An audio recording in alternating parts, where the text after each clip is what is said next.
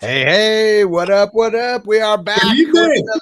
We're back with another episode of Silver Screen Breakdowns. I'm Alex. Nelson Tynes here in Hollywood. And it is I, Bogard Schwarzenegger. I'm him tonight. The movie we are breaking down tonight is Something Good Coming. And Nelson, why don't you introduce our guest tonight? Oh, yes. We got, ladies and gentlemen, Jenn Bell, the baller. What's up? The baller on the Instagram. Thank you so much for having me on. Thanks for coming, Jen. Coming on. Yeah. And last but not least, Ryan Willer, the producer of Something Good Coming. The 2 stars here. Yeah. Yeah. Hello. Yeah. And Jen, you also were co-producer on this? Yeah, as co-producer, and then Ryan wrote the script as well. Awesome. Yeah, we can't shortchange Jen, the star of the movie, producer of the movie. Yeah, come on. Yeah, true. It's actually, I consider it my first major producing position, at least with like a feature, was this film. Like, I trained a little bit on another feature that Ryan had worked on before that, and it was kind of more like training ground, but this was the one that I truly feel like it was like the first that I really produced. And so it was, what a great film to start out with, I think. So I think we're So I didn't know much about this movie coming in. And one thing that's pretty awesome is all the film festivals and all the awards that this movie's been a part of, that this film's been a part of. Let me go down this list. Everybody get ready. So the Culver City Film Festival, and that was one of the selections, got Best Director and Actor from the New York Award. Outstanding Performance by Jen. Yeah. And Diamond Award Best Actress in a Romance for Jen. Awesome. And Platinum Award for Best Actress in a Comedy. Yeah, that one was like more geared for the actors and directors. Some of them are kind of more specific, but yeah. And there's a big list of them. What would you say out of all of these ones, what would you say was the most fun one for you? Maybe just being in attendance or anything. Yeah, I would say we weren't in attendance for, there's one on there called World Fest Houston, and we weren't in attendance for it, but it's probably the highest or higher level one that we got into. Easily, yeah. Nice. Yeah, because it's been around for what, 50, 60 years, Ryan, and I believe Spielberg got his start doing that festival, and he won a Remy for it, and our film actually won a Remy at this festival too. So that was really exciting for us. Spielberg, if you're watching this, I want my money. He owes me. He knows it. Continue. Awesome. So that one was cool. I think I don't know. I'm trying to think. We went to so many of them, and they all kind of had different things. Like I think the Italian film festival was fun because they had like a 360 camera and like some cool red carpet stuff. We didn't go to this one, unfortunately, because we were filming our current movie, Tales California. But Frank, my co-star, went to it. The Wine and Women and Film Festival was out in wine country. And I guess they like wined and dined him. And he got like some nice swag bag, you know. Nice. So I was telling Ryan, I was like, we got to put Tales California in that because I want to go to that. Like, you know. They thought he was going to lose his job. Like they're feeling for him. They thought he was going to lose his job. Had to take care of him. Yeah, no, it's good. I'm glad he was able to represent since we were busy. But heck yeah. But yeah, all of them kind of had their own special thing. The Burbank Film Festival was pretty cool because I got to sit in on some panels. I think Ryan was busy that day, but yeah, like a lot of them had panels and like little red carpet moments. Sherman Oaks had like a cool interview Q&A thing we did. So they all kind of had, you know. Golden State Film Festival was at Grauman's Chinese Theater. Oh, yep. Yeah, that's where I went to the first screening. Oh, that's Ryan. That's the one that Tarantino always references, right? That was like what he famously would watch movies there or something like that. Oh no, he famously like won't show his movies there anymore, right? He went to war about the Star Wars thing. Imagine it. Like that, yeah, because it's like right in the heart of Hollywood. So Yeah. He likes to open up these vintage places, like in Silver Lake. I think Nelson, you live in Silver Lake. Have you seen that like vintage, old timey movie theater? I don't know. Oh yeah, well, that's where we did the first review. I was on the road. Remember, Alex? I want a real vintage. I want a so old school. True Romance. Cranking it. Yeah. Yeah, he bought that, and so he's doing some stuff with that. So Tarantino, listening, very cool, man. So. Tarantino is actually there cranking that thing, right? Because we did a movie review of True Romance. Remember, Alex? I went to the theater where he comes out of the movie theater. It's that theater that Jen's talking about. No, the Vista Theater. The Vista, that's it. That's up the street from my place. Yeah. Nice. Oh, I didn't know that was Tarantino was messing with that one. He is, yeah. But I don't think Tarantino would like this film as much as he might like Tales California, because there's like blood and crazy stuff in there. I saw a clip from that. Is that the My Blood? Yeah, I saw your clip. Yeah, you and Nelson meant business in that clip. I know we're gonna get into breaking down the movie and reviewing it here real soon. But I will tell you though, I'm sure Quentin Tarantino would probably think, it's like when the characters first meet, all I kept thinking is, okay, is one of these persons gonna be a killer? It's like such a weird way of them meeting. Is one of me or Frank's character, right? And I was like, well, first she's just. Wouldn't there be something bad coming? You're like, her car really broken. Is this an act? Is her car really broken right now? Mm-hmm. I mean, there was a brief moment where I was thinking, okay, she's a special agent. You know what I mean? Some secret operative, right? And then then the Uber guy, he just kind of broke it down in its simplest form. Like, it's a classic boy meets girl. Yeah. And, one thing I will say, if we do a sequel, Keely's going to become a special agent. I told Nelly that same shit. Nelly vouched for me. Oh my God. Yeah, you did. Bogey comes up I with said, a lot if they do a sequel, it should be co-write with that guy. It'd be him telling another story. You know what I'm saying? A very different story. Maybe it could be a timepiece. You throw him back in the 70s because he was a taxi driver before. You know what I mean? Oh, yeah. You're giving us a lot of good creative ideas. Thanks, guys. Oh, he will. Bogey will. It won't stop. He won't stop. Yeah, I'll send the invoice. You hear me, Spielberg? Stole all my ideas, Spielberg did. Hey, Ryan, tell these guys about the shooting. I'm still fascinated by how you guys shot it, like the amount of time and stuff. Well, it was shot in 7 days. At the very end of 2021, and yeah, there was a lot to put together, but we did a lot of planning. And was there any restrictions because of the time that we were living in at the time? You know what I mean? Like, it is kind of a brilliant way of getting around it if you can't have too many people because of the COVID times. But there is a story that I can kind of tell, or some things I can kind of tell. Because this film was delayed because of COVID. And in 2021, things weren't quite back to normal. It was starting to be normal-ish, but not fully. I don't think that really happened until 2022. But I met Jen in 2019, towards the end of 2019.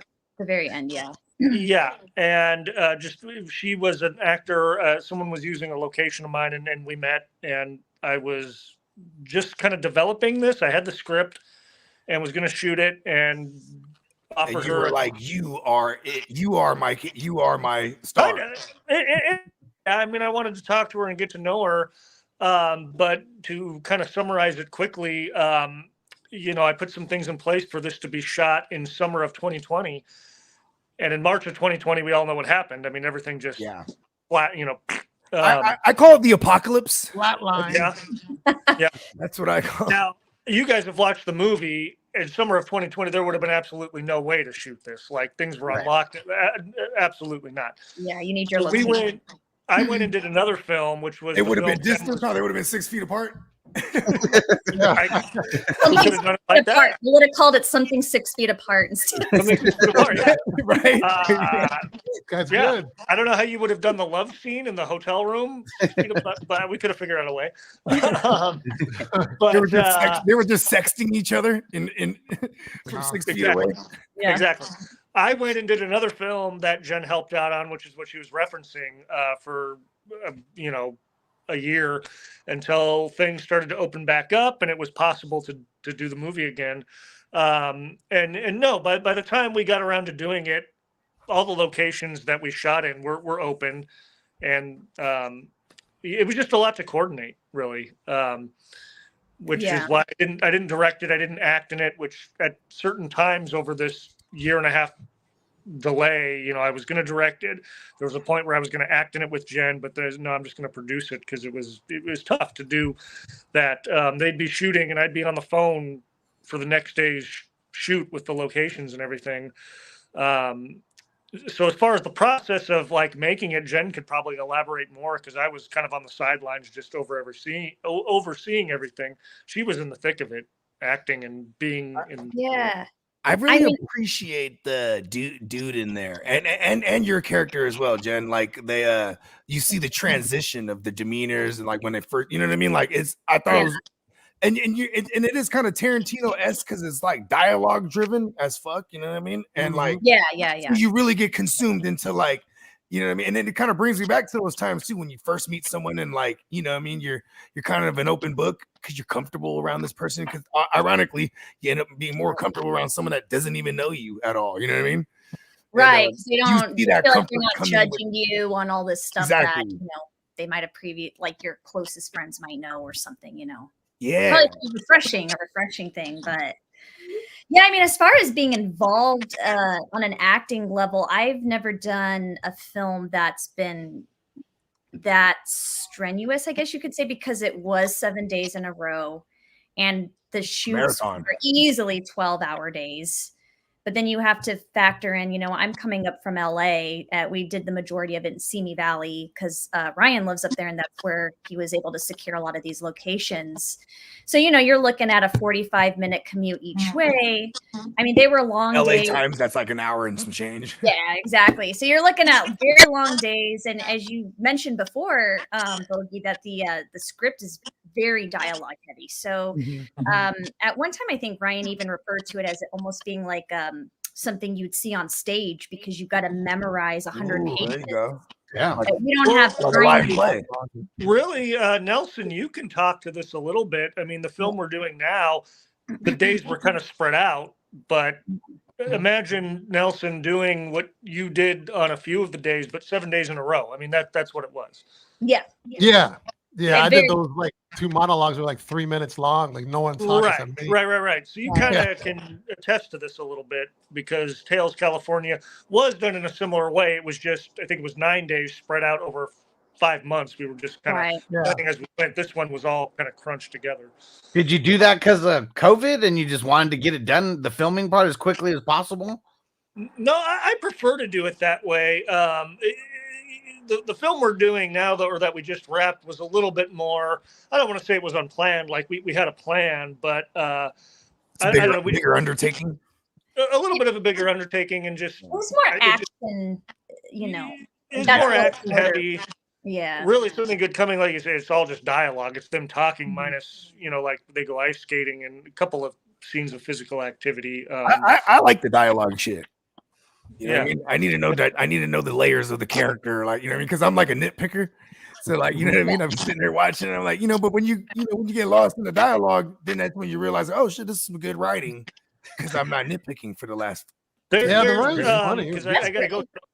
I gotta go here in a little bit. But I'll tell you something funny. I was we screened it at all these festivals, and a friend of mine came and watched it, and he said that his favorite moment in the whole movie. And I don't know if you caught this. There's a little moment that was, I don't know if it was ad-libbed or if it was in the script. Jen, you probably ad-libbed this. It's right when they get to the bowling alley. It's early in the movie. And she puts on her bowling shoes and Jen kind of does this little dance where it was like, oh, easy now. And she's kind of doing this thing. She get a little shimmy on. She's like, oh, that sounds like something I threw in there. A little shimmy thing. The friend of mine loved that. He's all right. And that was the best part of the movie. And I looked at it and said, really?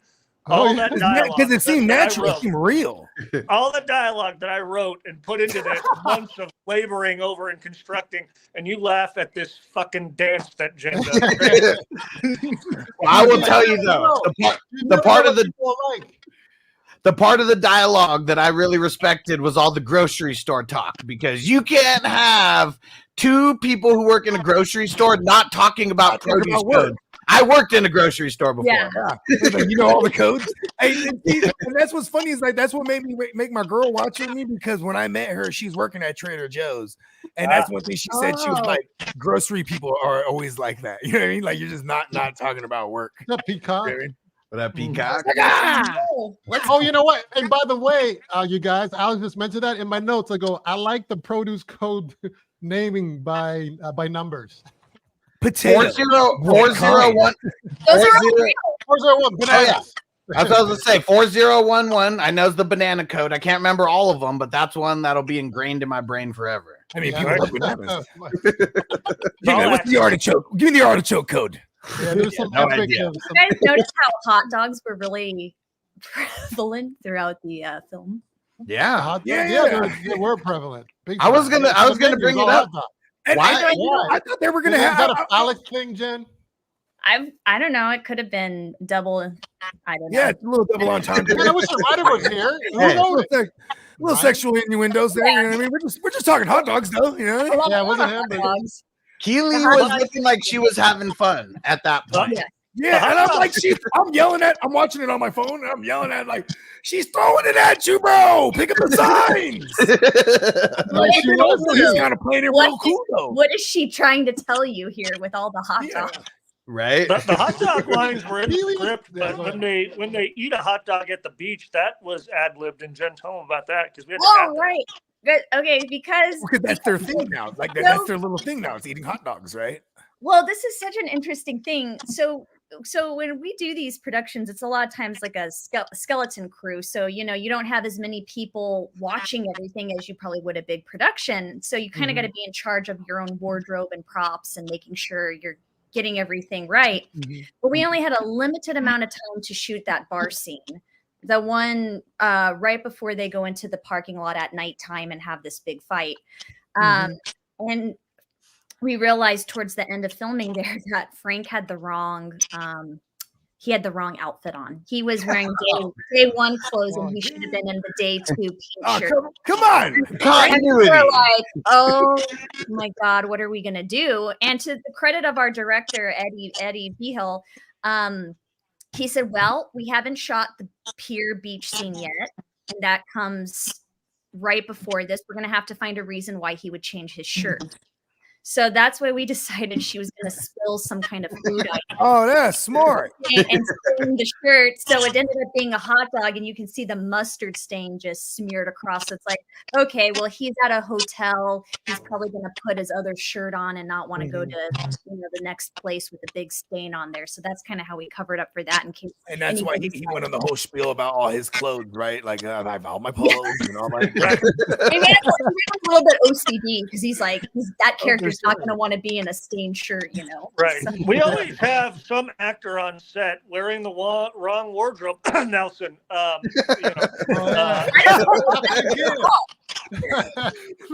Yeah, I wasn't in charge of continuity. I didn't know. We've been to the podcast for Tales California in a year or so. We'll talk about that. Oh, we Yeah. want to see the blue. We want to see the alternate scenes with Nelson and the one. That the wasn't- wardrobe. It totally wasn't just He pulled Nelson. out the wrong gun or what? He's like, he pulls out a Mac-10 on the other one. He's like, listen, bro, you had a handgun the last time.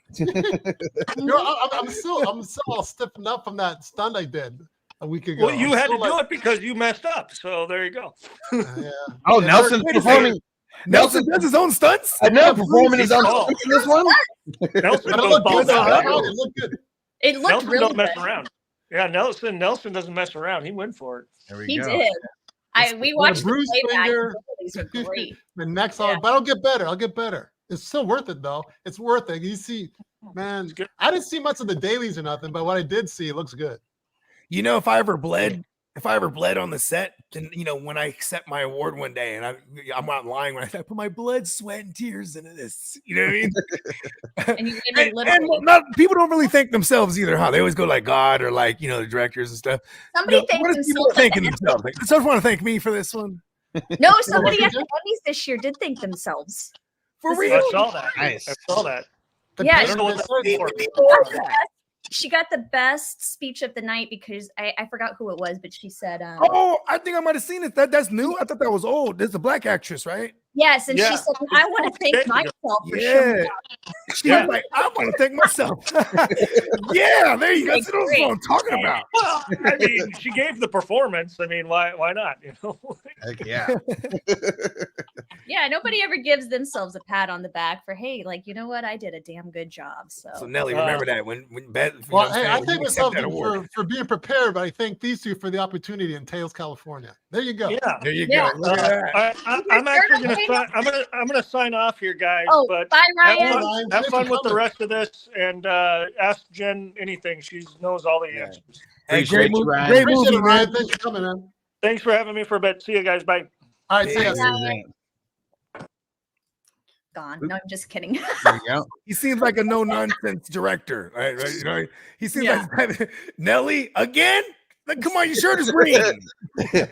I got a question for Jen before we hop in here, because you said this was like the first movie where you were doing like some producing as well. What do you think was the big difference for you just being an actress versus acting and producing? Well, I think I had, because I had a say in some of the locations. So that was in pre-production interesting to be like, I think we should see if we can get this place or that place.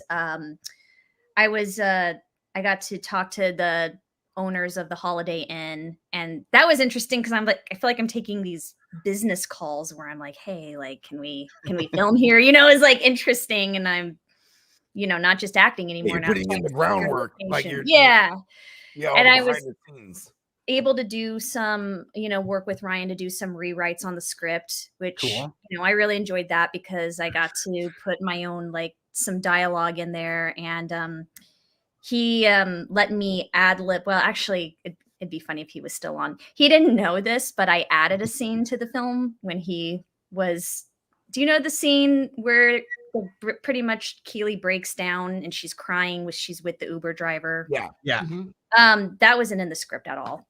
It was basically the thing in the script was Keely visibly shaken, gets in the car, and just asks the Uber driver to take her back.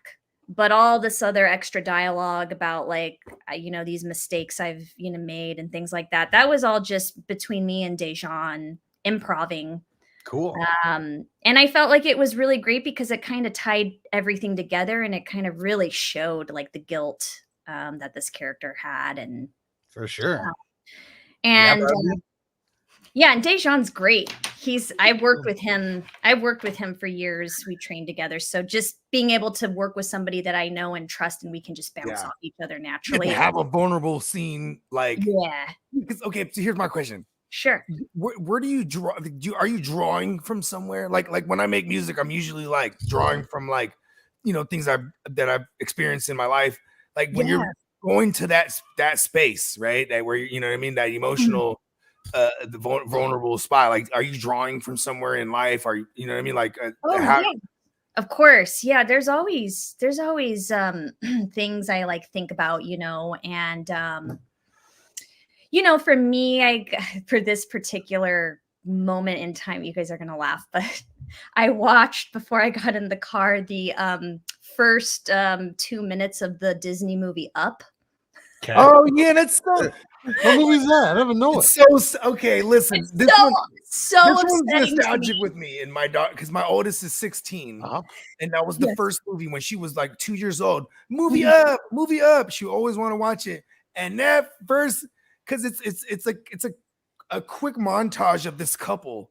Yes, their whole life. Yeah, and they go the montage their whole life, and they lost a child and all this stuff, and then she passes, and now he's just this disgruntled old man, and there's like a fucking mall company that wants to like buy up the whole block and build a mall there, and he's just standing his ground, you know what I mean? Because This is him and Ellie's house. You know what I mean? Yes. And, that's so sad. That's it. I'm almost crying right now.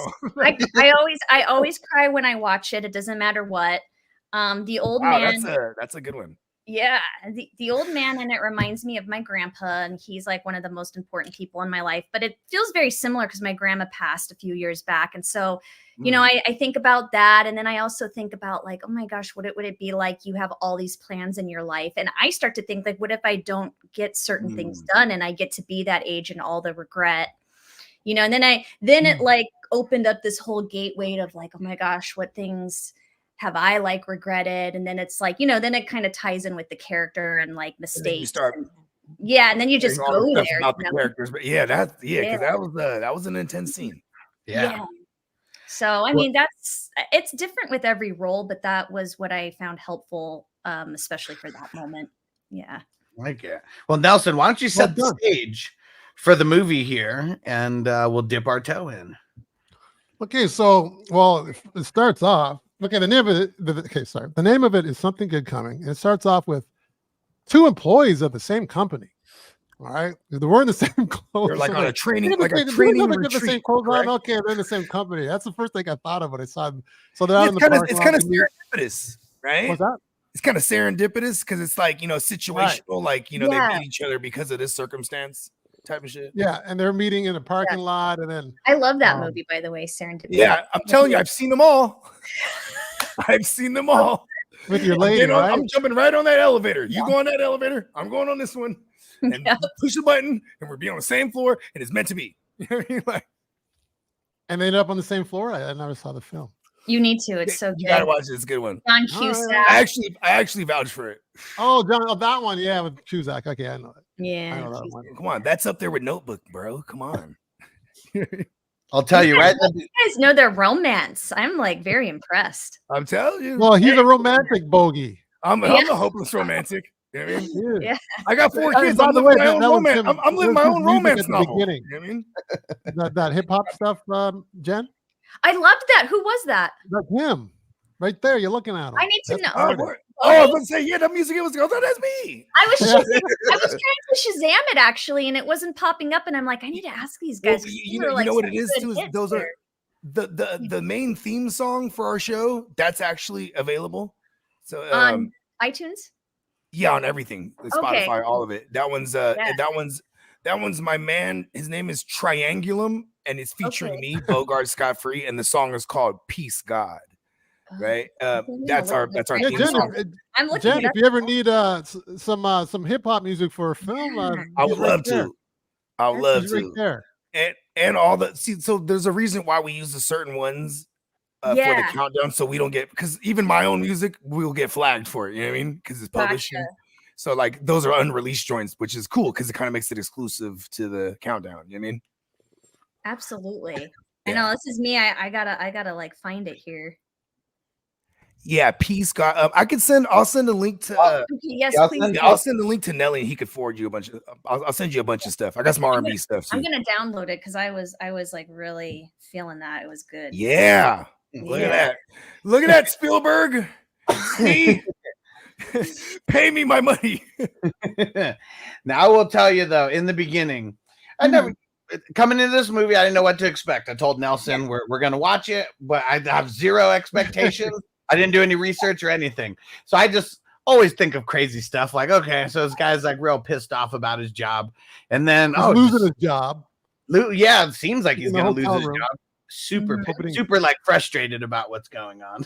And then Keely's there with her broken down car, and that's the first thing, like, oh man, who's gonna be the killer here? Like, one of these people is gonna like, who is gonna be the person who throws the curveball? Yes, and that was all I was thinking. And then as time goes, like just a scene or two goes on, like Keely is like, she's way too perky. And I know he says that word. I was like, this is almost like fake perkiness. Right, so you did a really good job of doing that, because in the beginning, I couldn't tell. Is this the way that like what's his name really annoyed me too? I'm like, yo, he's so bland. You know what I mean? I'm like, but you find out because he's standoffish. You know what I mean? Like you find out like, oh, why?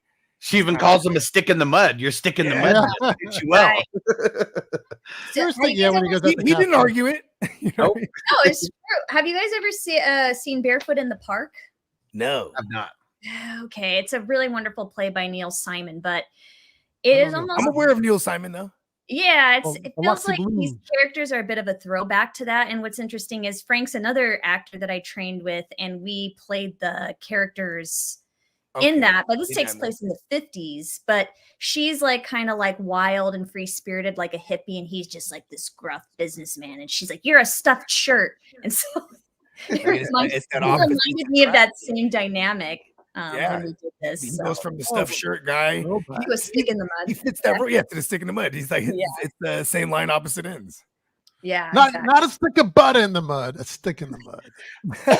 The part that I You thought like was butter. the part that I thought was funny when they go back up to the hotel room and she was like, "Oh yeah, I think I have to be at work at like 9 or 10. I don't even know what time."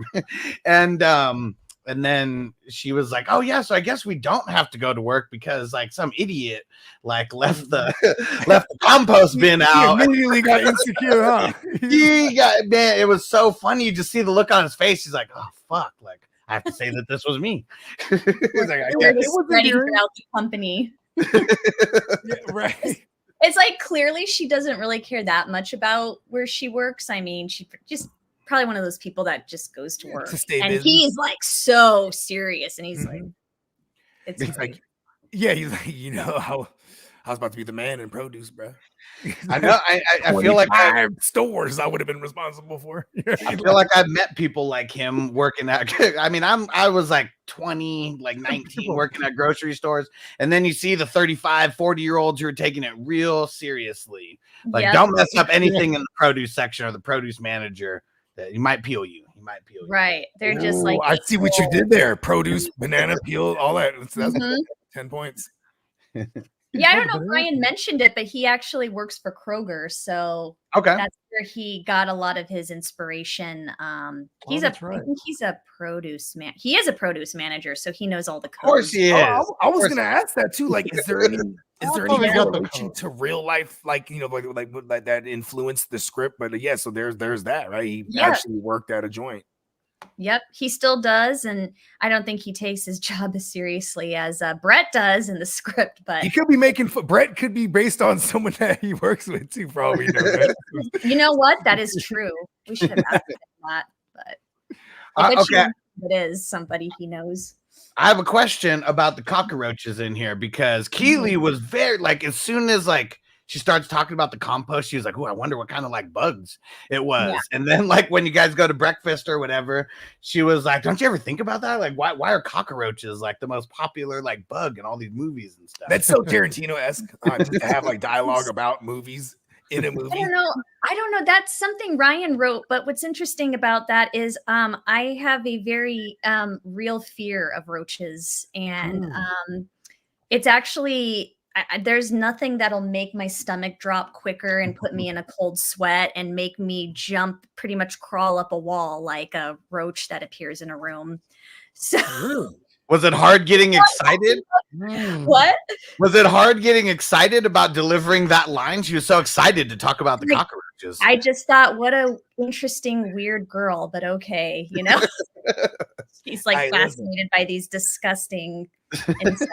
I see a roach. I'm going to hunt that motherfucker down and crush the shit out of him because they say if you see one, there might be hundreds. So tell your friends about me. I need you around when that happens because I don't know what I'm going to do. Like, I freak out. It's really not good. Cockroach is a different story. You got to hunt them up first down because they'll try to, they're invasive. You know what I mean? Fuck that. I'm killing them. Now you know what's weird about I can kill a scorpion, and here these are insects that can actually harm you, but roaches I can't go near them. They're just too disgusting and fast, and it's just a lot. So and they can get right under that door too. They're like, how did they do that? They survived the prehistoric age, so I don't put anything past them. I mean, if they nuke this motherfucker to hell, those are the motherfuckers running around when we're all gone. You know what I mean? They're gonna be pretty popular. And that's why they put them in the movies. I mean, I guess there's a roach guild, right? They're like, at this point, I would not be surprised. There's somebody protecting the roaches, especially. I can see it. I don't think we're roach shaming right now, so I don't. Continue. Hopefully, we don't get canceled for roach shaming. So what's the scene after you guys goes to breakfast? That's the bowling alley scene, right, Nelson? Yeah. Yeah, it's the bowling alley. Yeah, they finally they call the dude back now. Right? Yeah, they call Adam. So if we start from the beginning, so Brett's losing his job. He's in the hotel room on the phone. Then he walks out. And then he meets Keely in the parking lot. She's all bubbly and he's all bummed because he just lost his job because he's suspended, which usually is a precursor to fire. Right. Thinks he's gonna get fired. They talk, and then she's like all over him, which is like, I wish I was in that position. I know, right? Like, it was that easy. Most porn star. Like, oh, you need a jump? Like, I was like, yo, here we go. Right, Ron's writing some good stuff because put a man in that position, he'd love to be in that position. She's just like, yeah, so let's do this, let's do that. You're like, this was almost I mean, this is a couple scenes shy of a porno now that Bogey just pointed that out. Like, it really is, because like that doesn't happen. You don't walk in a girl's like, oh hey, doesn't you have a cover cable? Like, you think, can we go up to your hotel room? Like, I mean, this never happens in real life. That's my movie. You know what though, too, when he actually was candid with her, you know, and told her about all the, you know, about, I was that guy and this and that. And then, you know, she kind of felt a little guilty for talking shit. Right? She's like, well, you're not an idiot. And then, you know, he's already talking like, well, I got to get to the train. And she's like, you know what? I felt like she felt the need to like liberate him. You know what I mean? Like, yeah, let's just go out. And for her too, who's trying to live. Right. And I'm pretty sure her character, all her friends, you'll find out later why, but all her friends probably been telling you need to get out there. And so this is kind of her being, I mean, it's almost like uncharted territory for her as well. You know what I mean? I took it as like, you know, she's gone, you know, probably healing from, you know, you find out later this past stuff she's gone through. And so it's almost like an opportunity for her to like help somebody. I think she's feeling like, well, maybe I can make this guy's day better. Or, you know, maybe, you know, sometimes do you guys ever feel like by helping somebody, it also helps you because it just feels good to but we call that the universe. You know? Yeah, it's like, you know, it's what goes around comes around, right? Right. She did always have the right things to say, because even when she talks about leaving her job, I don't really remember exactly like how that came up, and we find out later why she left the job, and she was like, oh, well, the bread. You see the look on her face, and she was like, it's because I left some bread out and like it got old and like something of that nature. I can't remember exactly the line. Right. I think she mentions that she's working part-time now, and she kind of stepped down from like what she used to do, and he doesn't really understand why, and she kind of deflects with a joke, you know. Yeah, I thought that was at the beginning, you know, deflect with the joke, seem like everything's fine and dandy, and you know it really isn't. I think like so many times in life, people want to put on a smile when there's like a lot more going on under the surface, you know, they just don't want people to know. Yeah. And working at a grocery store, I will tell you that probably 90% of the checkers up there were putting on some kind of fake smile. Except for one lady. There was one lady who'd like someone come up and say, hi, how you doing? And she'd go into like a 10-minute story about how am I doing? Well, things suck. You see the look on people's faces. They're like, I just want to pay and leave. You know why I noticed? Because you referenced her before. It's like, yo, she would just like unload on people. Yeah. Was she like a lonely lady? Maybe she just doesn't get it. Well, she was a little bitter. A cat lady? She was like she was like what's his name? Frank, like Brett. She was just like Brett, like where maybe he's a little bit bitter with his job, you know, to a certain extent. And she was one of the people who was there before the strike, so she was probably making good enough money to where she couldn't quit, but not good enough money to where she was happy. Yeah, and they moving her up. Not on solid ground. There's one line that you said that was kind of funny when you're talking to Brett there. You go, he says that he takes the train. He's like, who takes the train? That made me think, well, I take the subway. Who takes the train nowadays? Well, I do. But that moment there is kind of funny. I think that's another thing is she kind of sometimes talks without or speaks without thinking about things. Yeah, she thinks Like, out loud. Yeah, it's kind of like whatever she's thinking right then, she's just gonna say it, and it's like I take the train, and she's like, "Oh, yeah, that's real nice. You're an interesting person." Okay, I ain't gonna lie too, because here's one thing that I thought that was really fly. Like this dude, he is like he got it, man, because he got her paying for everything, and like you know what I mean, she just wanted him to have a good time, and like you know he's trying to be like chivalrous. Is that the word? Yeah. Yeah, like, you know, he's like, no, he's like, no, I got it. You know what I mean? And like, you know, I was just laughing, like, I wonder if that like makes him feel a little emasculated, right? Serious dude, you know what I mean? Well, Bogey doesn't stop. Remember, I don't want to spoil it, but you know, getting to the end, the reason why that the money's not an issue. Yeah, for sure. I mean, you find out what? later. You find out later. I'm like, oh, he hit the jackpot. I'm like, she's beautiful and got money. You know what I mean? I do think Frank did a good job of, you know, maybe bringing some of that in for Brett in the sense of like, I mean, he's got to feel really low. This job he takes so seriously, he's about to lose. And now suddenly this woman shows up and she's paying for everything. I think he did a good job of showing like, you know, like a little disdain for it. Yeah. Super vulnerable. He wasn't looking for a sugar mama, but he got one just quickly. Like, I mean, look at Brett, bro. He was so used to people like Cindy that he didn't even know what hit him. So yeah, and you know it's funny. You knew she was a bitch. You know what I mean? Just the way he said it. Her name was Cindy. Yeah. Even sugar baby's got to work for a little bit, man. But he did nothing. He's just being there. He's just hanging out. Yeah. Right place at the right time. Like that was I like. feel like she was like, this is the person I'm going to choose today. Do this experiment to see what happens. I was going to ask you that. How many times do you think that she's done this? I know she's in a different area because they got, you know, because of the new store opening and whatever else is going on with COVID or during this movie. Do you think it like the way you were portraying it, was this her doing it for the first time you thought, or could this have happened for the third time? I think, you know, I always envisioned that part of her healing process was this, like, let's put on a happy face. But I think I'm trying to remember if it was 3 or 4 years since the tragedy happened. Oh, it's like 6. No, I think it was 4. I think you said 4. They were together for 6. Yeah. So 4 years. Yeah. So 4 years has passed. And I think they're married for 6. He goes, that's so fresh. Yeah. And he says, yeah. And I wonder if like she just made like maybe she might have made herself physically available, but this might have been one of the first times she made herself like emotionally available. You know what I mean? I feel like in my mind, she's been doing this act for a couple years, but I think this was the first time, maybe with the length, you know, amount of time that's gone by, that she's like, you know what, I'm going to take a risk here.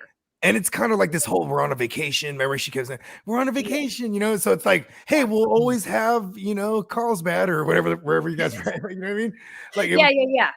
Like, you know, it was like kind of like an extensive, like, first date.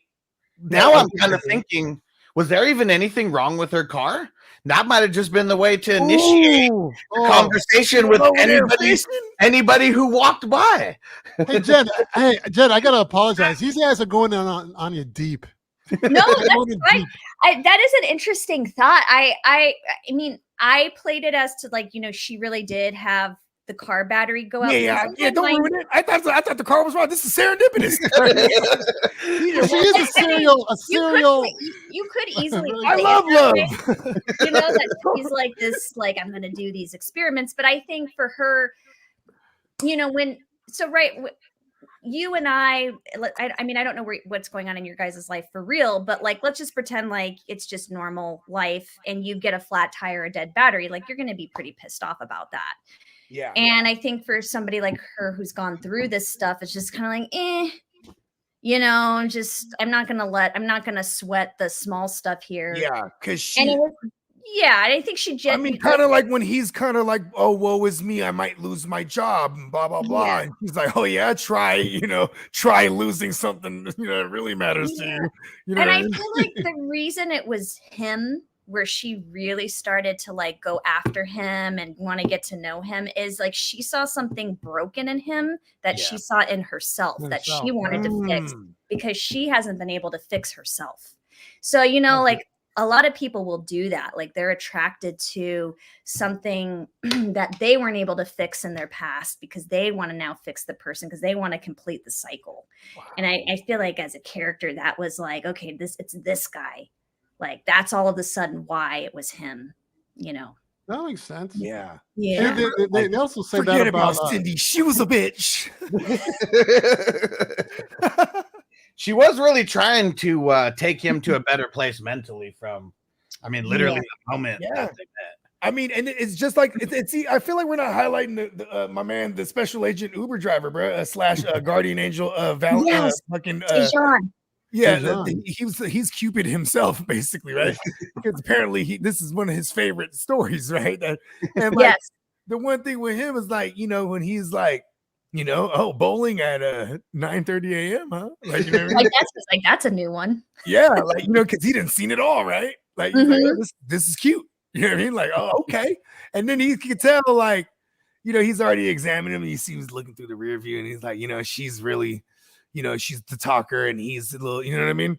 And, you know, and he's it's funny, like analyzing everything, like because what would an Uber driver do though all day, right? It's just like, you know, just the idea of that, right? You got strangers hopping in your car, and you know, you get this little piece of their life, but he has this extended version of it, right? Where it's like, you know, because 9 times out of 10, you hop on the car, you never see that motherfucker ever again. You know what I mean? Yeah. I feel like he does what we're doing with movies. It's like we analyze it to a point that like people might not even have answers. What's interesting about that is we wanted to find a reason. Like at first in the script, it was going to be like it was such a small town that it was like only one Uber driver, and they kept getting that was going to be a joke. But then we wanted it to like every time, you the only Uber driver. That's how small it is. Do you have one driver?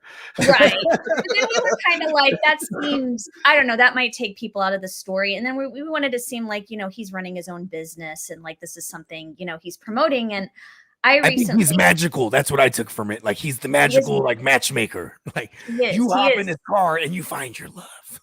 I feel like he's the magic. He's like the fairy godmother. Yes, exactly. Which I just love. He really does bring that magic. But Dejan, if you knew him as a person, he's a magical being. So I'm not surprised he brought that to the role. Yeah, with very little lines too, right? Just very little lines. Like but he leaves an impression. Magical. Yeah, I like how he's the Morgan Freeman of the movie, though. Sometimes that's being the Morgan Freeman, magical old black dude, right? I mean, that's what Morgan Freeman was in all of his joints. Heck yeah. He was he was like God at some point. I mean, he sure was. Bruce and he's crazy enough to make Jim Carrey take his place for a second. Listen, I'm going on vacation. You're gone for a sec. But yeah, I was like, that's why we wanted him to have a driving business. And you know, what's interesting is through one of my jobs, they assigned me a driver.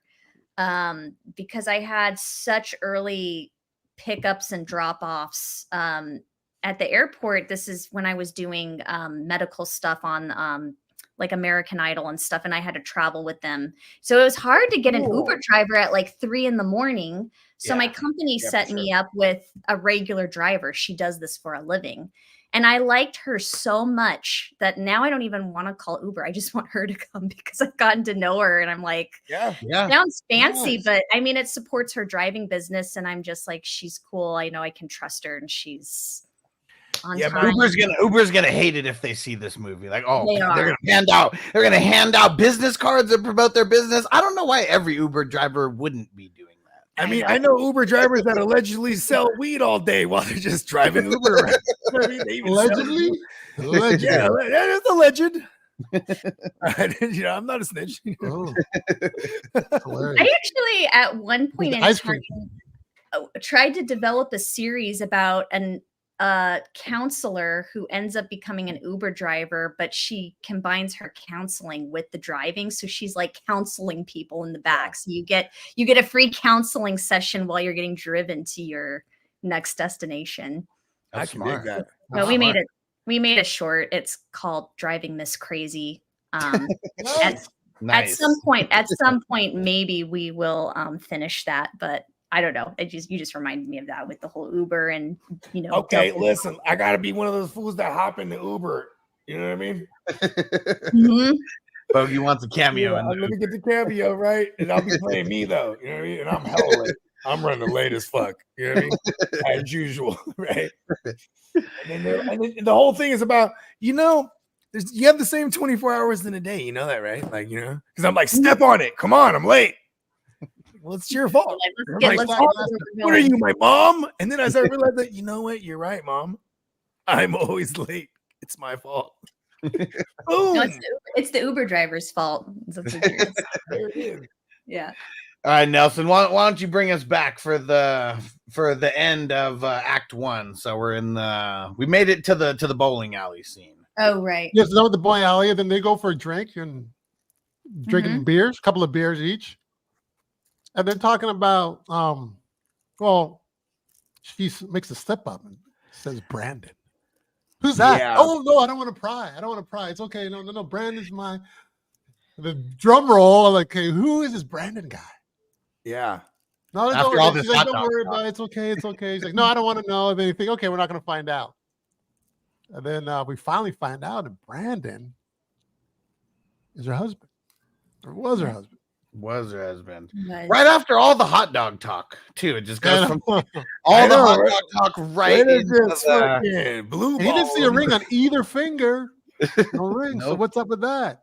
You know what's funny too is He's no longer with us. my girl goes right when she goes, oh, I'm this is my husband. She goes, he's dead. She's just like, she's like, you know what I mean? I'm like, yeah, she called it like a motherfucker. I'm like, oh shit. And then you know what I mean? She just called that shit. Like, she's like, why would she be out there? You know what I mean? Right. Like, Yeah, I was even have thinking so that much faith in originally women. I saw the film. What did you think, Nelson? I thought it was just simple. I have a husband, but hey, we can still get it on. That's how I thought it was gonna be. Yeah. I was wrong. Yeah, I was... Yeah, I was thinking the dead husband too, because the whole time I kept thinking that this is like fake bubbliness. Like that's just what I was thinking the entire time, is like she's putting on some kind of act, and I don't know why. I thought here's my exact. I don't know why. You're all serious. I ain't gonna lie to this. Here's my exact thoughts. Is I thought he was gonna hit immediately. I was like, oh, he got this now. Like when she said he was dead, I was like, oh no, it's the vulnerable thing. Like, you know what I mean? And then I even started thinking about like the serendipitous angle, right? I'm like, oh shit, like, you know what I mean? Like this might be the first dude that she's ever like, you know what I mean? It's because, it's not like, when you go on a date or you get set up on a date or whatever, you know what I mean? There's going to be some type of attraction prior, right? Like you might be your homegirl's like, hey, dude, I got this dude. He's perfect. This is your type. But you might, someone set you up on some kind of premise, right? Right. In this case, it's all circumstantial. You know what I mean? Like it's not, you know what I mean? The way they're meeting is the way she's opening up to, like she's telling them the goddamn, for all we know that she used to go bowling with Brandon. You know what I mean?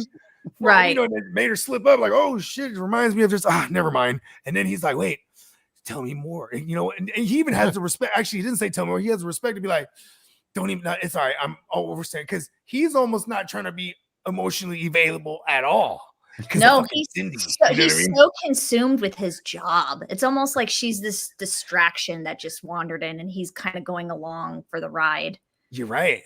If that wakes him up, and he's like, "Wait, what? Wait, what's happening with you now?" Damn! If he had never see, this is the thing too. Now in hindsight, if he had never left that bin out, he would have never met her. Yeah. Well, and not even that. Well, maybe not met her in this circumstance. Well, they would have met, but they both would have had to go to work. That's true. Yeah, and it would have been probably just professional. And it's like, okay, you guys work for different regions.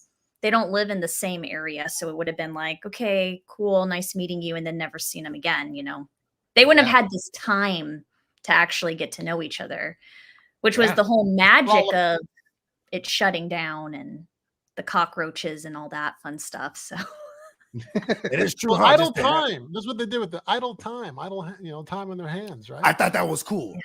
The wasting time. How was it worded? wasted time. You're putting time well wasted. Time well wasted. Yeah, there you go. This is a perfect example of time well wasted. Yeah, he liked that a lot. You end up eating like 2 meals, I think, in the same place on the same day, right? Right. You order food. Let's order food again, or go to. Yeah, all they do is like eat and drink all day. Which I mean, if you're a busy working person, when are you going to go off and just like randomly have like beers and multiple meals all day with some? I mean, this is like a treat. I've done it. Yeah, it's like an extensive. And go bowling at 9:30 in the morning. And listen, to be honest, too, as a man myself, right? Yes. There, when a woman is beautiful, there, as plutonic as it is in my mind, I'm still thinking like, bruh, is she on me? Because you know what I mean? Like, you know what I mean? Like, and then like, I'm just saying though, but he's so distracted though. I'm not Brett, right? But I'm putting myself in Brett's shoes, but he's so distracted that he's not seeing, like he almost doesn't see what's in front of him. Exactly. But he does. The funny thing is once she gets upset and she's kind of like, I think he starts to sense like, oh, this girl might leave now. He cares. We've touched on a sensitive subject. Suddenly he's like, oh, let's go back to how things were before. This is the most fun I've had all day. Like he suddenly, I think that like wakes him up to like, oh wait, shoot. Like, I don't want to. I was pulling my non-hairs out saying, this guy's got it in the bag. Go. Come on, Brett. Like, tag me in, Brett. She talked about hot dogs for like 5 minutes. Pick up on the hints. Just come on. You got the phallic reasons. And then the fairy godmother shows up. And he saves the day where he's like, where am I taking you to? Like, he's just excited to. It's almost like he's living vicariously, right? Like, he's like, listen, bro, I got you, bro. You know what I mean? You got he's like, this. I know it's gonna work here. Yeah. Well, I give you guys credit, Jen, on this whole crescendo of intensity, because I was like, I was ready before, like, okay, let's go, guys, let's go. Yeah. But it was like, it was really slow crescendo of like teasers, Right. So which I think is what you want in a romance. I mean, how many times do you watch a show and there's like the two people you really want to get together, but they're just not getting together? And like people are so into the show because they cannot wait. And then once I couldn't stand it when Dylan was with Kelly. I ain't gonna lie. 90210. Oh. Then once they get together, once they get together, right? Like it loses, like sometimes you lose the audience because then you're like, oh, well, now they're together. The excitement of the chase is over. Not always, but sometimes. So it's like you want to keep building that as long as you can to get people hooked and excited, I think. I think I did that well. That's a good idea. Yeah. Yeah. But yeah, then they go ice skating thanks to the fairy godmother. I think that was it. They made it dealer's choice. They didn't even know what they wanted to do because they're both not in their element. But also, who better to ask than the guy that knows his way all around town, right? Mm-hmm. Exactly. In Southern California, he's the one to recommend into ice skating. Like, I mean, so check this out, man. Shout out to my man Spencer Guru, right? Because he's like my little bro. You know what I mean? And he's in his mid-20s. And early 20s, and he asked me, so what should I do, Bogard? Where should I take her on a day? I said, man, if she, you want to go somewhere where there's some dancing, you know what I mean, so you get some contact, you know what I mean, where it's not weird, you know what I mean. Ice skating is one of those ones. It's like, oh, you can't ice skate? Oh, let me, you know what I mean? Like you know what I'm saying? You know what a man wants to do? A man wants to go do any type of physical thing as you're talking about. That you have better agility than the woman does. Mm-hmm. Ooh, and when you're skating, I saw you skating. You're like look like a test dummy. Who? Me? You when you're skating because you couldn't skate, right? I know how to skate. I was trying to skate badly so that so that I could make Frank look better because he doesn't really know how to skate.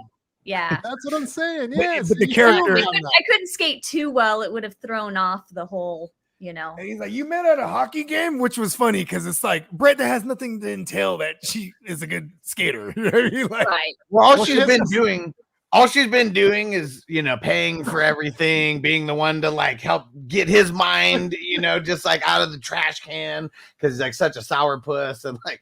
So yeah, she's got to keep doing things, to keep stroking his ego, is what I felt by the bad skating. I forgot you got that Canadian blood in you too, so you know how to skate. Oh yes, my grandmother Just was remembered that. Canadian, so See, guys, I'm not alone here. Hey, we love Canadians, okay? Canadians. I Of course, love you them. guys They're like like, me. Of course, it's a great start.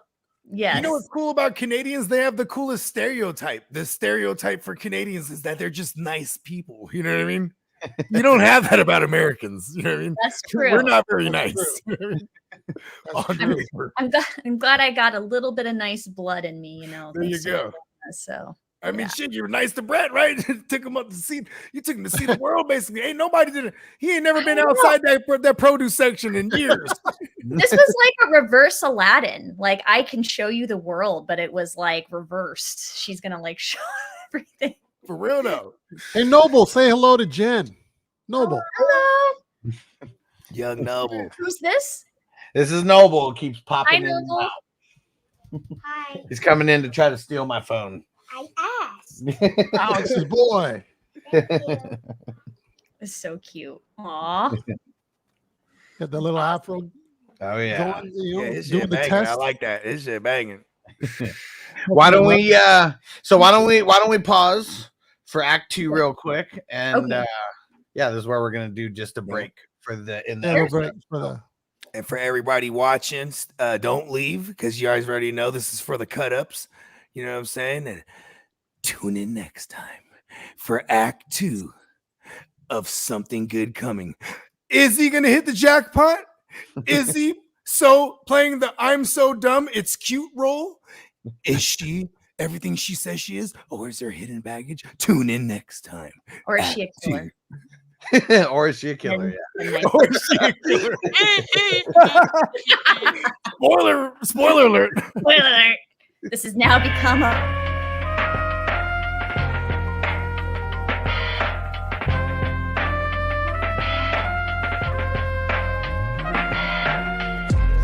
Silver screen emoji picture shit. This ain't a dream, we really lit this shit. Don't intervene, yo, we with this shit. That's where the most high, we the most lit. All right. We Oh, are back. Jen, I thought you left. I thought Jen left. Yes. Back for Act 2. Hi, Noble. Hi.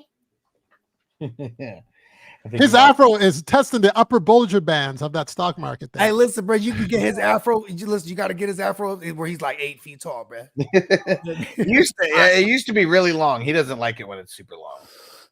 Yeah. Yeah. Well, It's- hey, welcome back to Silver Screen Breakdown, Act 2 of Something Good Coming. How you guys doing? Starring Jennifer Ball. Yep. And last time on Silver Screen Breakdowns, We meet Keely and Brett, the main characters. Jen is playing Keely, and two random strangers meet because of a dead car battery, and they've spent the whole day together. Just something that The our main cockroach. character Brett seems like he would never ever do, like just do anything outside of work.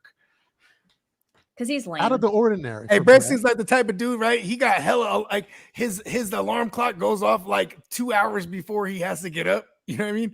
He like Seriously. snoozes it for like 3, for like like a couple durations. Then he gets up, he presses his clothes, right?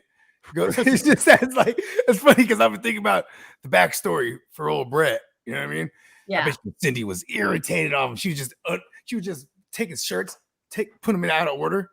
You know what She I mean? probably did. On purpose. The reds with the blues. He's like, what are you doing?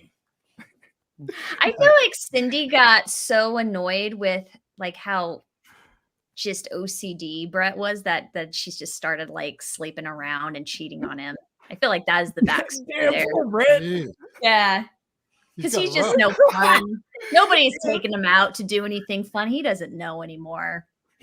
She's like, let's just do something spontaneous and go out tonight. And he's like, no, He's like, I gotta iron. Do you see all these shirts? 7:00 is iron time. Yeah. He has Like the all- only thing that Brett could do for party had tricks to is like, all right, schedule come on, for throw me a fruit, I'll tell you the code.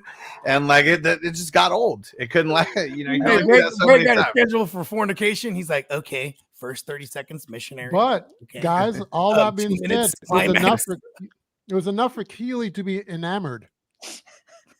What do you think, Nelson? We made it all the way to the ice skating. Did Brett play it right? You did. He did. I give Played his him cards props right. on that. Yeah. Mhm. Yeah, I'd say because he has a lack of what we would call game, right? With the Yep. ladies, like, you know what I mean? It's like it's endearing almost. You know what I mean? Yeah. He has Like, a really it- good Yeah. job of being this like awkward anal guy. I mean, I guess for lack of better words. So What was it like shooting for the for the ice skating? Hold on a second. Hold on a second. I knew where that was gonna go. No, hold on. But even funnier because I was just clicking because I have the movie up on one of my browsers here, right? Yeah. Okay. So I skipped ahead, like you guys are falling into after the skating, you're Yeah. falling into the hotel room. You're about to get it on, and you just say he's happens to be an anal guy. I was like, what? They're about to get it on, so They didn't show the trip to the local sex shop first. Get some toys. So I heard that. Click right back to you guys. What's going on? Hey. Anal guy. No, but Yeah, I he like was- That's just some behind the scenes I think info. I set myself up for that. So and then So- the guardian angel or the fairy Fairy godmother. godmother. He Yes. says, you know, you guys know what happens next. Or what was he? How did he say? He's like, I know what happened. He goes, I set those two up. Mhm. He was just going. I mhm. love that guy.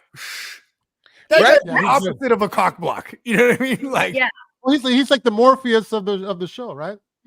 Yeah. And he You was went along. determined to keep those two together. Oh yeah. I mean, he it was, even it was prophesized. Brett was super awkward. It seemed it was almost like he was trying everything he could do when it got to the doorstep to not move forward. Yeah. I What? mean, Brett, it seemed like he was real when it came to like when they first he didn't know how to close. Yeah, he was super No, like he's so- yeah, that's his problem. That's why he's not Yeah. dating anybody. It's Exactly, like, yeah. I don't know what to do now. yeah. And so Yeah. if it wasn't for Keeley, Yeah. it probably would have ended at the doorstep. Yeah, exactly. Okay. Oh yeah. I have a really serious question here. Yes, Okay, what? I'm excited. The morning after, right? Yeah. This is always something that I've always nitpicked in all movies, shows, everything. The morning after, wake up in bed. You know what I'm saying? Are we not aware of morning breath? You know what I mean? Oh, geez. They're pretty Well, close. We Is that the connection is so strong that even the morning breath, you know what I mean? Like, because he didn't brush his teeth, she woke him up. He's just, hey. Oh, you know what? I am positive that he got up in the middle of the night and brushed his teeth. He's hello.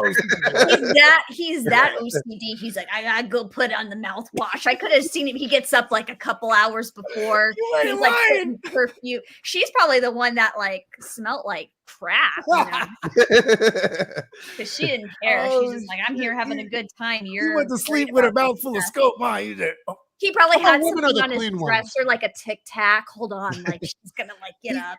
he got the one and only mouth freshener. It's just you just hang it on the tooth right in the back. You know what I mean? Yep. It's just I just could see him doing that. you know, Hanging like on the tooth. the like little a tree that Pez goes in dispenser, the huh? rearview mirror.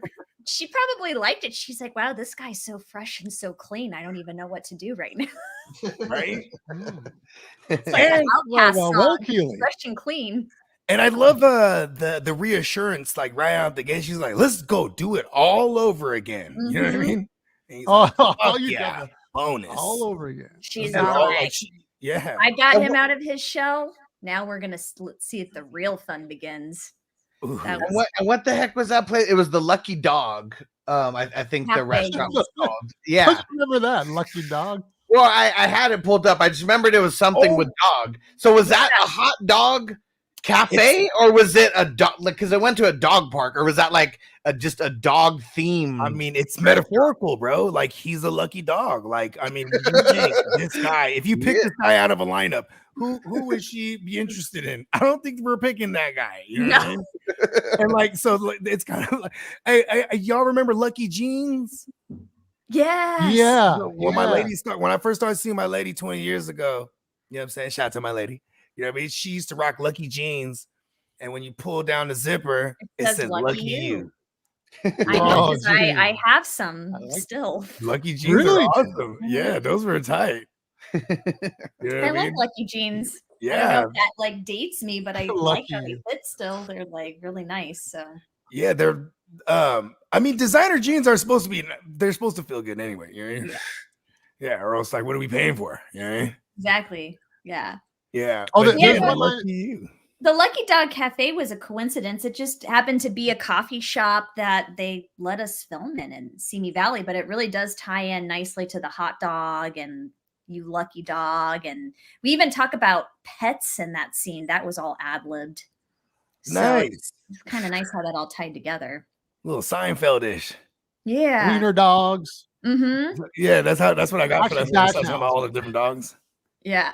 They call I it actually, Dash I House. was just down at the Lucky Dog Cafe last week because I needed to get location release forms signed because we can talk about this later, but Something Good Coming landed a distribution deal. So it's going to be going out on streaming and everything, worldwide distribution this spring. And they needed location releases. So I was like, oh crap, I need to go back to these places. Like Ryan and I kind of tag teamed it.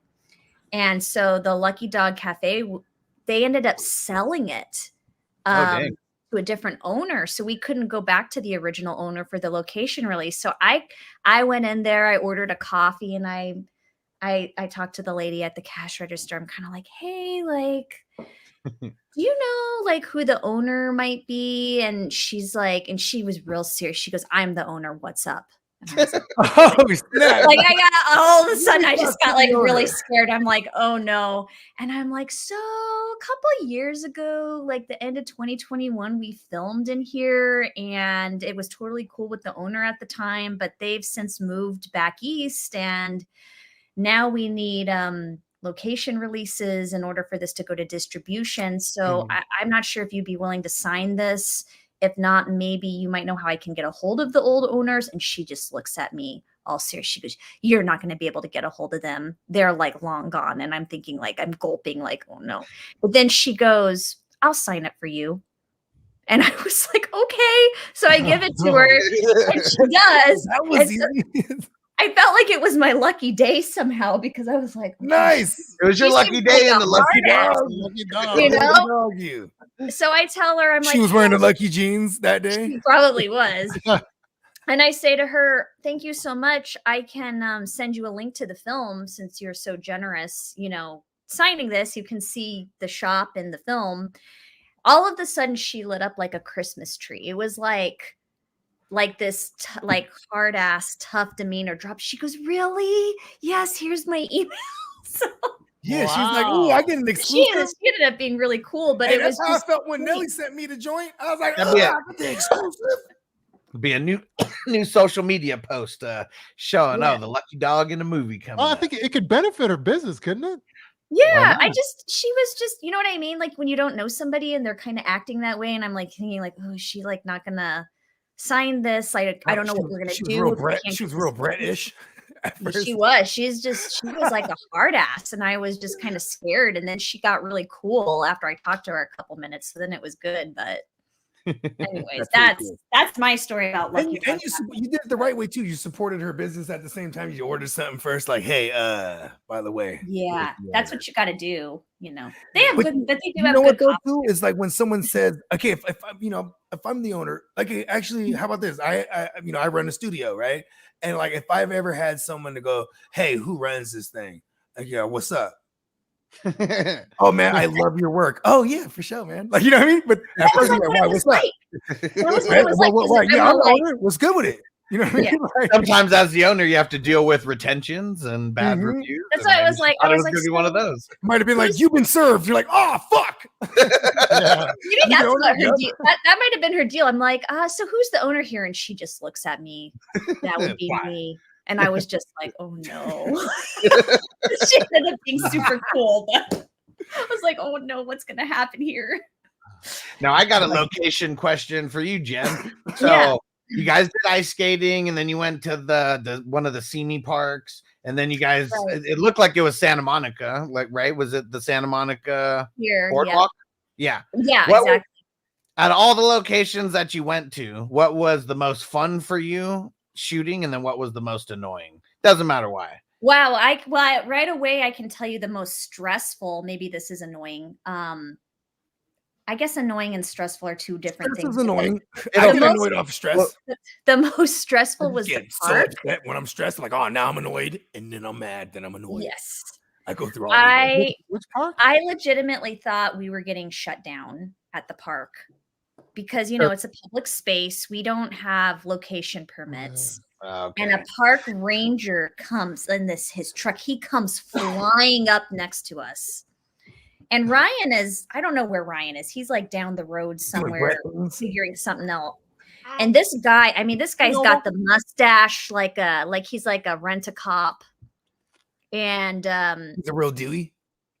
yeah, he looked like a Reno 911. Oh, okay, he's a real Reno 911-ish. Okay, he got but he was like serious, you know what I mean? Like he's just like this hard ass, and he rolls down the window. He goes, "What are you all doing here?" Like angry. And we're like, "Oh, well, we're shooting a film. Where's your permits? You don't have permission to be here." And it was like really stressful because I was just like, "Oh my gosh, what are we gonna do?" We were on such a tight schedule because of budget reasons.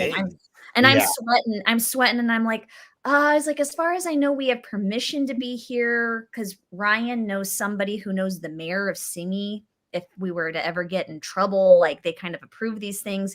And he was just like, "I'm shutting you down." And I'm like, "Well, just go talk to Ryan." And I'm hoping and praying, like, I'm like, "Oh my gosh, please let Ryan know who to talk to." So he like races his Ranger car up to Ryan. All of a sudden, I'll be damned. Ryan and this guy are like high-fiving. The guy they're all like with you. And I'm thinking to myself, what is going on? So Ryan, and they're like shaking hands and they're like joking around. Handshake. And so then Ryan comes down with a big smile on his face. I'm like, "What did you say to him?" He goes, "Oh, that's my old buddy from high school."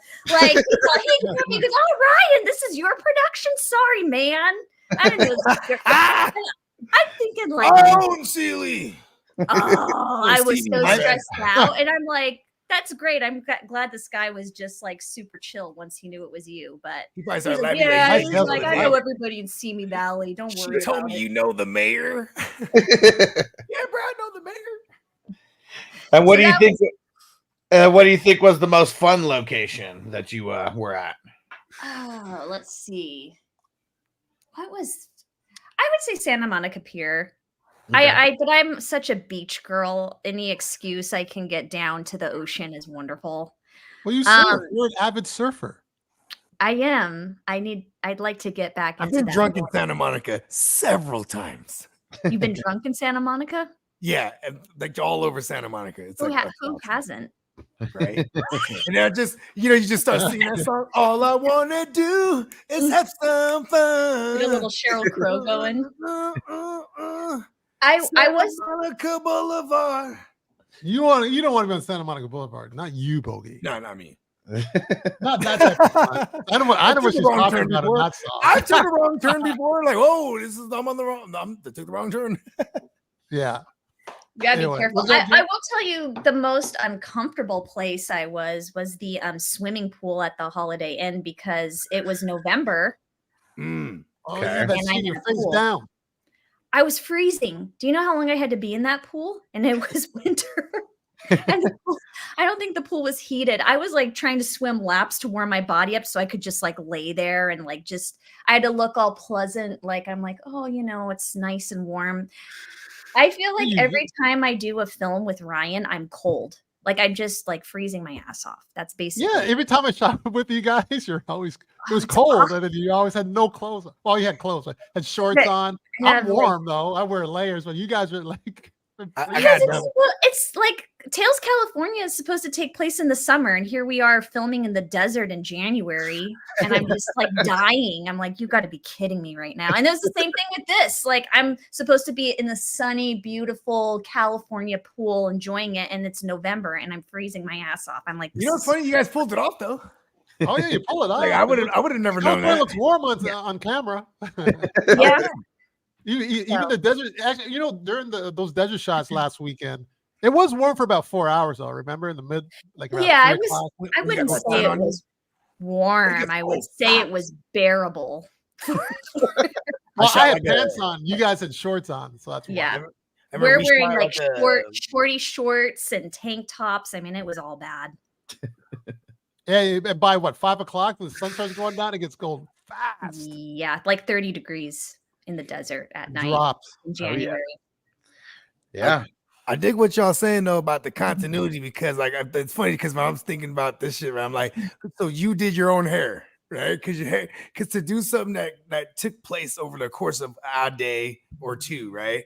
Like I shot a music video in Vegas and it was supposed to take place in 48 hours, right? And we were there for like 6 days. And I even had my barber there because like even like my facial hair would like be different. You know what I mean? Yeah. Just, like, that was a problem for Frank. He had to like make sure he was shaving and everything. Anyways. Yeah. Yeah, because 7 days down to 2 days, right? Right. Yeah, and like it's easy to throw the same jacket on. Right? Like, yeah, boom, I'm wearing same day. Unless you forget and then you wear a different shirt, and then you gotta like make a whole like hot dog and mustard on the shirt scene. We had cutaways, you know what I mean? Yeah. I have to say I was spoiled on as far as hair and makeup goes for Something Good Coming, because one of my best friends in the whole world, shout out to Colleen Rosine. She's a professional like hair and makeup artist. She does permanent makeup, which is like the tattooing. Very, very talented. She came out because this was a bigger budget film to do my hair and makeup. So she made me look wonderful on camera.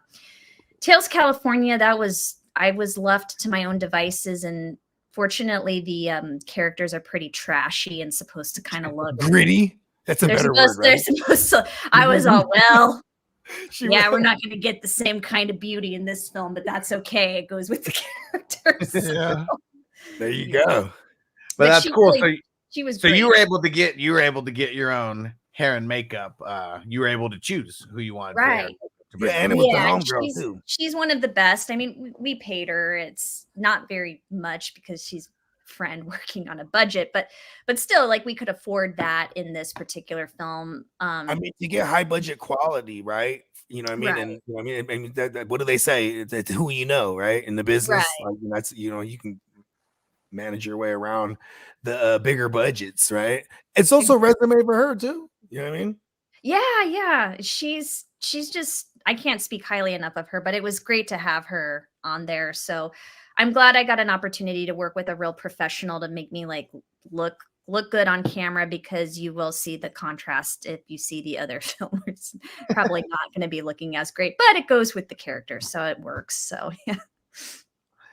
All right, so Nelson, why don't you bring us up to speed? So they've already made it to like Santa Monica, and they've had the whole hot dog on the shirt, and you know, running through the water and all that. Yeah, it's a beautiful montage. Well, I got them talking by the trees or something. Okay, have they slept together yet? Yeah. Yeah, we'll pass. Yeah. Yeah, they go and have another adventure. Like, run that part. We're on day 2. That was the end of day 1. I would say for they've gone to Lucky Dog Cafe. They went to the park. They go to a movie. I feel like Brett is like a premature ejaculator. What? He's got. I don't know. I'm just thinking out loud. But I would assume that Keely's so nice that she's like, it wouldn't matter. Don't worry about it. She's like, we're going to work on that. We'll try again. Like, no, Cindy really had a problem with working on that. Premature ejaculation. It's part of her fixing him. My bad. Well, you brought it up. Mike's just goes like, it's how you use it. That's just how you use it, right? And they did go to the movies. It was very quick that they went to the movie. They do go to the movie, and finally. What movie did they see? As the character, what did you assume that they saw?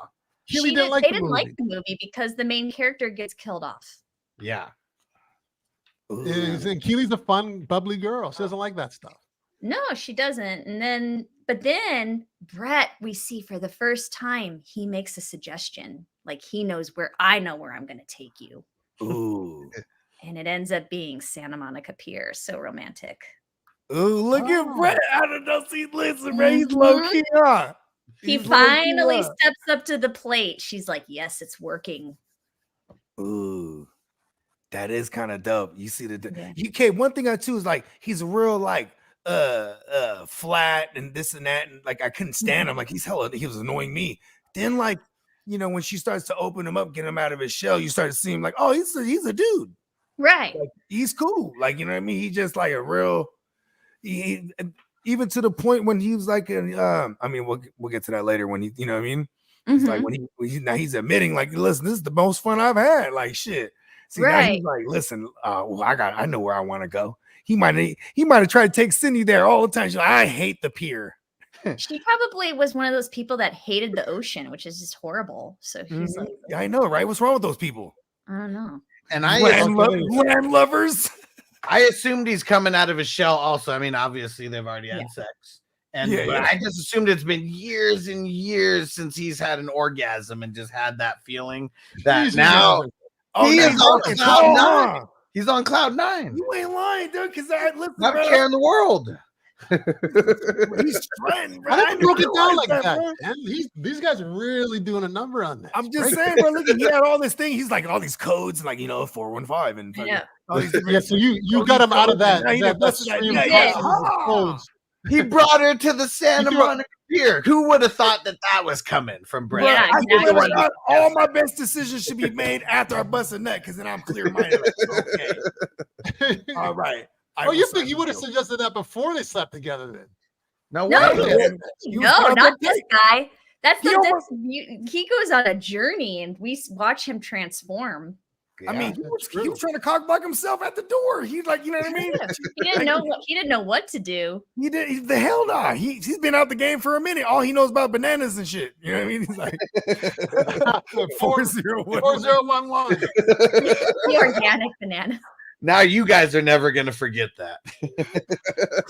I know I said 415. I fucked it up earlier. I was like, wait a second, that's Frisco's area code. Yeah. But yeah, things have completely changed with his demeanor. I mean, they don't necessarily they don't say if the store is still closed. I guess we just assume that. Yeah, I think he stopped taking phone calls at this point. He just doesn't care. He finally got him focusing on something other than work. That was the whole goal. Mission accomplished. Yeah. And very, very big distraction. Very good. Is this where we get him talking about his like dreams and aspirations? Do we get to that? Yeah, she gets that out of him. Okay, I knew where was that. Yeah. And then it's like all of a sudden she like checks. I don't know if you caught this in the hotel, but she accidentally picks up his cell phone. Oh, accidentally. Hold on. This one made me laugh, right? When she was explaining it, though. Because I'm like, she says it later. She does explain it, too. I was all groggy. Hey, listen, hold on. Listen, I'm just going to speak on a broad spectrum here, pun intended, right? Yeah. It's women. It's like, they're going to look at your phone. It's what men probably do the same thing. I ain't going to lie. You know what I mean? But I'm a man, and I only know that. Listen, right. I assume they both have iPhones and they had it on the same small table is what I assumed. That was her excuse that she's like, oh, I was all groggy and tired and I picked it up and I realized it wasn't mine. But then I saw you had all these missed calls. I mean, she might have been like, who's Luke? He's like, oh my God. You know what I mean? Well, so I don't know if you guys caught it through the movie. He keeps getting phone calls. And she's like, are you going to answer that? And he's like, oh, no. And he's like putting it away all like nervous. And so I think in my mind. She might have been thinking like, does he got a woman? Right. Yeah. I didn't think of that. But then she sees that. Or is he a killer? I just slept with him. Right. That's going to be something. She might have dug it. She might have been like, we're like the new Bonnie and Clyde. You know what I mean? Women like finally something to get me out of this monotonous life. Right? I got little do you know, I got all this money. We can go anywhere. And well, that's more Tales California. I feel like you guys are really gonna like that film because I'm surprised you're so into a romance. I mean, I'm like, wow, this guy watched this movie. Break down anything. These guys are very versatile. Very versatile. They're chameleons. I love it. Mm-hmm. Look, you can't even see me right now. Look, I just blend right in the wall. See that? It's an illusion. No, but check this out. I'm telling you that drone shot though. When Yeah, what else do we get? What else do we get right after that? So no, I mean, Well, he's it really This is this is where it all breaks. talking about this is where it all breaks down. Yeah, You yeah, know, they go she's back to the like, bar. It all she's opens like- up like a can of worms. yeah, she's like talking about what's this phone call? Isn't that from your friend that you were he wanted to open this like bait and tackle shop? Texas too. Yeah, and she's like, I think this is where I think she starts getting all serendipitous because she's like, wait, it's happening. The guy, this is why you're gonna get fired. yeah, she's like excited because she's like, your dreams are about to come true. Like, what are the chances? You were just talking about this and your friends calling you and leaving you messages. They have the funding to open up their dream shop. And he's just kind of like, well, I got to be realistic. And we forgot to talk about this, but he's like all concerned with his mother's health because she's going through she early has stage dementia. Yeah. So that's another reason. That one hit home with me too because both my grandmas ended up having dementia at one point, and like I have the most phenomenal memory ever, and so I think that's going to be ultimately my story one day. It's going to all go away one day. Let's hope not. No, I swear to God, ask anyone. I remember everything. You know what I mean?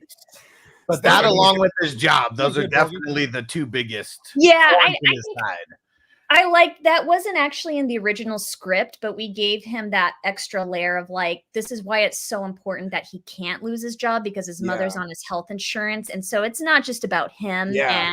And he refuses to put it, like he puts his foot all the way down when she's like, kind of like talking about, she doesn't really, this is where you kind of realize they don't really know each other. Like they just met when she's like, oh, you could put your mom in a home. And he's like, what the fuck?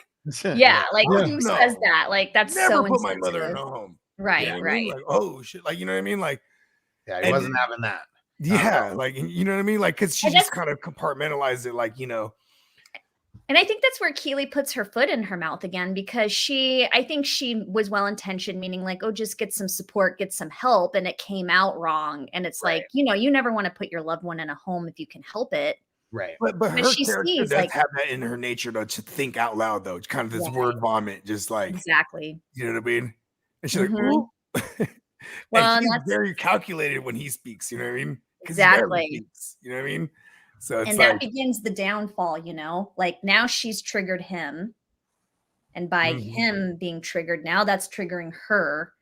And he's like, this is just like Cindy. She's always looked through my phone.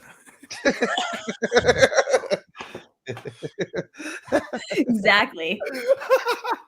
This is where hats off to you, Jen, because like I said, for the pretty much the majority of the beginning of the movie, I was like, why does she seem like she's being like fake happy? Like she's like trying to be like extra happy. And I know people like that in life. So it's like I know that people try to do that. She did gloss over the part earlier too when she's like ask me questions, about when she revealed about the husband and the death, and she cut it off at one point about the children. You know what I mean? Right. Yeah. So there's something there. Yeah, for sure. Yeah. And then we're gonna find out. Yeah, this is pretty much where it all comes out, right? You want to break that part down, Nelson? Well, I think that's the third act, no? Yes. Yeah. Basically, you're going, it's like this is the climax of shit going wrong, and so we're gonna see. Okay, we can do it. Yeah. Well, is she the killer? Pause there. Is she a killer? Act 3 of the Silver Screen Breakdown. Something good coming. Is it something good coming? Tune in to find out. Is she something good?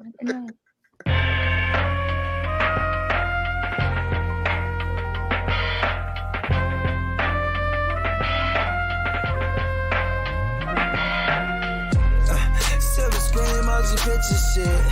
This ain't a dream, we really live this shit. Don't intervene, yo, we with this shit. That's where the most high, we the most lit. All right. I'm just wondering, can I take my be real on this really quick? Yeah. You guys know what that is? The B roll? My bad. No, be real. Oh yeah. You like Cypress Hill? Yeah, pretty much. It takes a picture of the front and back of like what I'm doing each day, and I think that's kind of cool that I'm like on this podcast. Yeah. Oh yeah, Crazy zany dudes. Yeah, do your thing. Shoot away. Wait, hold on. There you can see. So see, There we go. it shows like what I'm up to today. Oh, Yeah. Oh, is Yeah. that a new? Ooh, is that an app? I need that.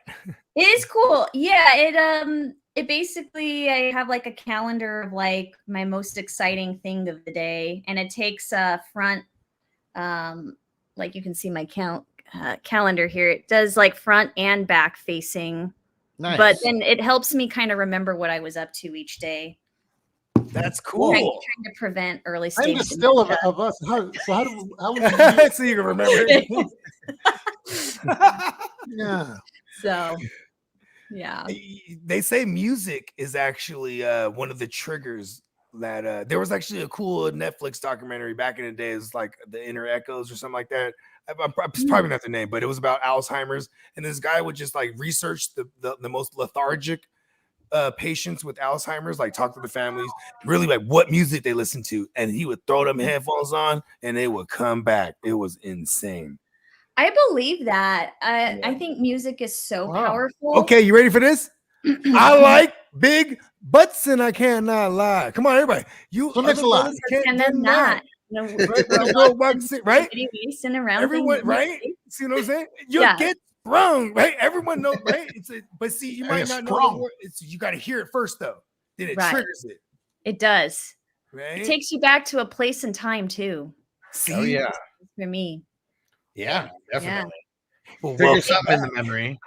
Welcome They back. say that your hearing is the first thing that comes back to you when you lose consciousness, and it's the last thing to go when you lose consciousness too. Oh shit! I know, That's it's why they something. always.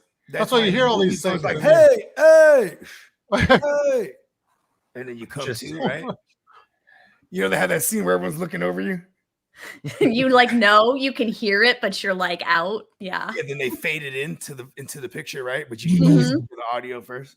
Yeah. Kind of a cool, yeah. See, it's not just in the movies. It's Well, they say real. we're made of sound, to begin with. Sound Vibrations, yes, we are. Yes. comes- Yes. sounds Very first. powerful. And very then light. powerful thing. Mm-hmm. Listen, I'm on psychedelics right now. I can tell you it's true. Very powerful. Are you on psychedelics too right now, Jen? Not right now. But I actually got Not right now, but yeah, the I night is try my still young, everybody. The night is still young. I want to say like the first like fucking how many episodes have we done of this? I want to say like the first like 38 straight. I did mushrooms on it, and then at one point like maybe like 5 or 6 deep, Hustler joined me, and we went on like a marathon. We just always did this show on mushrooms. You know what I oh mean? my gosh, did you feel like the show went on forever when you did that? I don't know. I mean, like Because time time doesn't exist. interesting. See, I famously always swear time doesn't exist on mushrooms, and that's usually like Yeah. my excuse for like, oh, there went 8 hours. You know what I mean? Right. Like, Oh, you know what? And we totally glossed over that part in here because Keely, she's got some random thoughts in her mind about just a Mhm. lot of random things, and one of them is that how time doesn't exist. oh I'm yeah, surprised she does Bogard say didn't bring that. this up, and how calendars exist, or no, clocks exist, but Yeah, it's time relative. is just time is just this thing that we all Yeah, how does just she agree explain on. it again? Because I had a little. Well, quote you with know this. she has to have like experimented to have these thoughts. Oh yeah, yeah, for sure. Oh yeah, there's no doubt. he's from SoCal. Yeah, Yeah. I'm You know. assuming. Mm-hmm. Probably had a few reefers, a couple of mushrooms here and there. I wouldn't be surprised. Oh yeah. Mm-hmm. Yeah, Keely, get down. I appreciate the character. You know what I mean? Like, this is the best thing that ever happened to Brett. You know what I mean? It is. Like, Yeah. Brett's life was whack before this. I'll tell He's you. not. He's the assistant. Clowning Cindy. He's the I'm assistant. sure. He's the assistant to the assistant manager of the produce section, but he has the I'm like- aspiring dreams. The He was slow that clap. close to having 25 joints under his belt. He was. Mhm. His mom has in the early stages of dementia. Like, he doesn't have a lot of things going for him. I think Could she's you pretty deep into it. imagine if like there was a scene where Keely just got him high? Yeah, see, right? I mean, It it's sounds like I it would sounds just- like ideas for part 2. I can see him being really paranoid too. that's Oh what. yeah, you know what? You're He's right. laughing. That may He's not paranoid. go so well for him. You know who they would get the weed from? OCD. The fairy godmother. Yes. Oh yeah. There's no doubt. What do you There's think no he's doubt. doing while he's He's chilling, probably bro? got a whole bag full of treats. He knows everywhere. He knows the whole town. He's like, He listen, I does. got everything. He's the only Uber driver in town. I He's don't the got only it. guy I who know the delivers guy. weed in town. I could see that dude going around just like blessing the town. He's like, I know what they need. He's like, you guys ever see It's a Wonderful Life?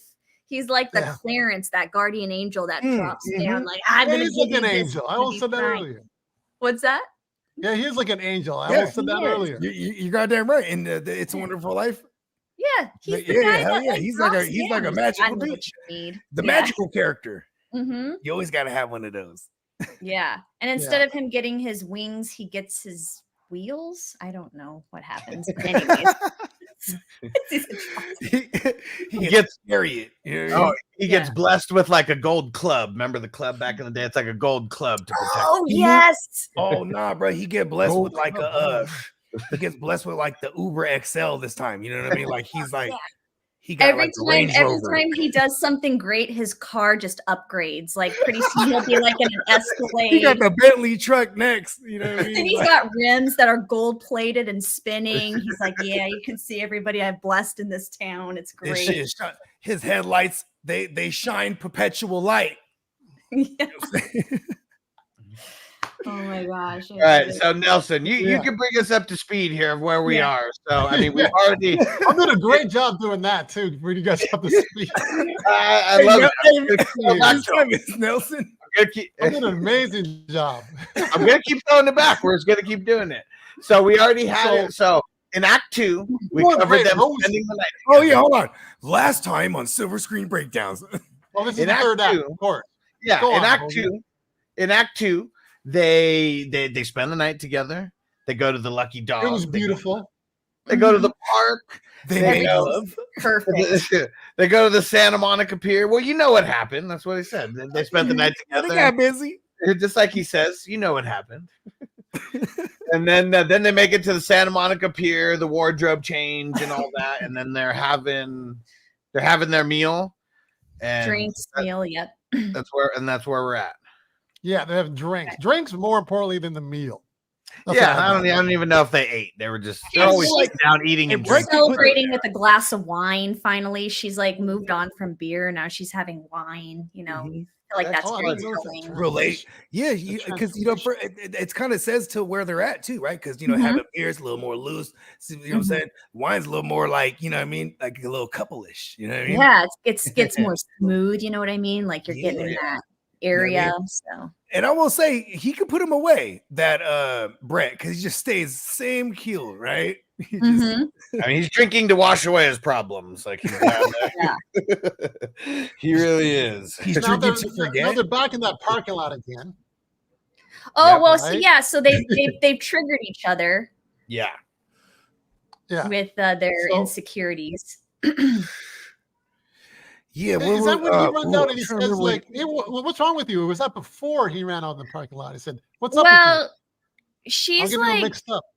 she's like kind Oh of no, he leaves. He dips out. I forget what he does.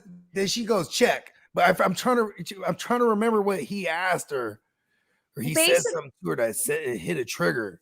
Yeah, basically she's like giving him a hard time about the shop, and he's like saying, I can't, that's not realistic. I got my mom. Then That's right. then she triggers him about the home thing.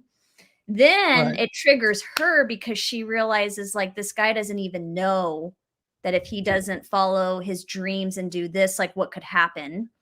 And it triggers her hurt. And so then she says, I'll make you a deal.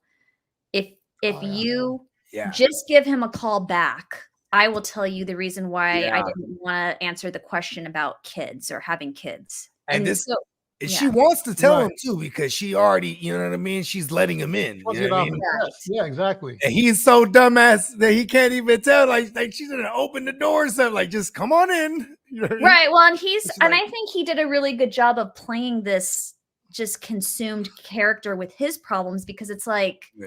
he's just kind of still thinking about Hey, his I just mom. met you. Yeah, and like, he's just I kind of was like, All okay. life before He's just kind of you. like, okay, like whatever about this kid question, you know. And so that upsets her because I think at this point in time, she's like, I've got to pay the bill. And she runs out because she's thinking like, oh my God, I'm about to tell this person something I've never told anybody in my life. And that's where we start in the parking lot. Dang, she pulled out the big skeleton, huh? Right out the car. Like, this is the one that was locked away. Because okay, go ahead. I'll let you tell it. Well, what do you think, Nelson? Well, that's where you split your separate ways. Yeah, there's a. Well, no. She tells him, right? She tells him, and this shit is crazy. This is like, I think the biggest bomb dropping in the movie is basically she talks about how her and her husband, why she couldn't say with the children thing. Right. First of all, that's how she sets it up. Like, you know why I said that was the cutoff? Yeah. Because, and then she goes. She reveals something so deeply personal that her husband that died, they had fertility problems, which, what's crazy about that is I have so many friends right now that are going through fertility issues. So I know it's like very stressful on couples, when you're wanting to have kids and you just can't. And so understandably, they've gotten into a lot of fights over the stresses of that. And, she's created a wedge and I directly connected with this part, me and my lady right here, because that actually happened to us at one point. Like, it was just, a little bit. Well, in our case, we were losing them, you know what I mean? And that was, you know what I mean? But so, but nonetheless, it's like, like you said, we knowing other people, like, because, when you put your career first a while and you get to a point in your life and it's like, you know what I mean? And it's like a coin flip for real. Like, people don't know, like, the miscarry rate is like a coin flip when you get like, into the mid 30s. Oh yeah, it's so. I think you don't think about that a lot, but it's especially now. And I don't know if it seems like it's harder for people to have kids after their mid 30s, and I don't know if it's because like, I don't know. I kind of think we eat a lot of like foods with chemicals. Yeah. I don't know, but it just seems like it's really hard for people. Everything. It is. It's our environment, and so. Yeah. It's tough, and I'm not allergic to shit. All my kids are allergic to everything. You know what I mean? But there's I grew up something's eating going like on spam there, and fucking McDonald's. It seems like every generation there's something now that's kind of spilling down. But anyways, that's a whole other topic. But it can be really tough, and and that one would hit hard. Like, I was like, but to the point, she and her man, for those that know, he died on a job, and she. Prior to him dying, what I'm saying? Lied to him. She lied to him because they went, because they were having fertility issues. They went and got tested, and she was praying that it wasn't any of them, and ended up to be her. Right. And she for some reason, and this is where what's crazy is because this is where like I'm like, oh, like it kind of made me like hate her. You know what I mean? Yeah. Because she felt the need to say it was him and not her. Yeah. Like, and if you want to know how I saw that playing down for the character in my mind, for me to embody it, I could imagine, this is never said anywhere in the film, but I could picture it. Imagine this, you get into the most brutal fight. Okay. Your significant other leaves for a work trip or whatever, has to go to work or on the job. They like go out of town. Okay. I'm feeling like she's got all these insecurities already because they're defeated already. She's super defeated. She gets the phone call. And I think, and as a woman, I think the immediate thing you think of is he's not going to want to be with me. He's going to leave me if he knows it's me. Damn, that's deep. I didn't think of that. Yeah. And I think that was how I justified it for her. I feel bad for hating her. I ain't gonna lie. I'm like, oh.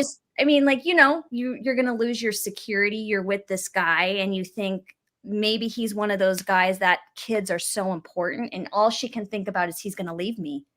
If I'm the one he's going to leave me, I have to tell him it's him because she's so desperate to hold on.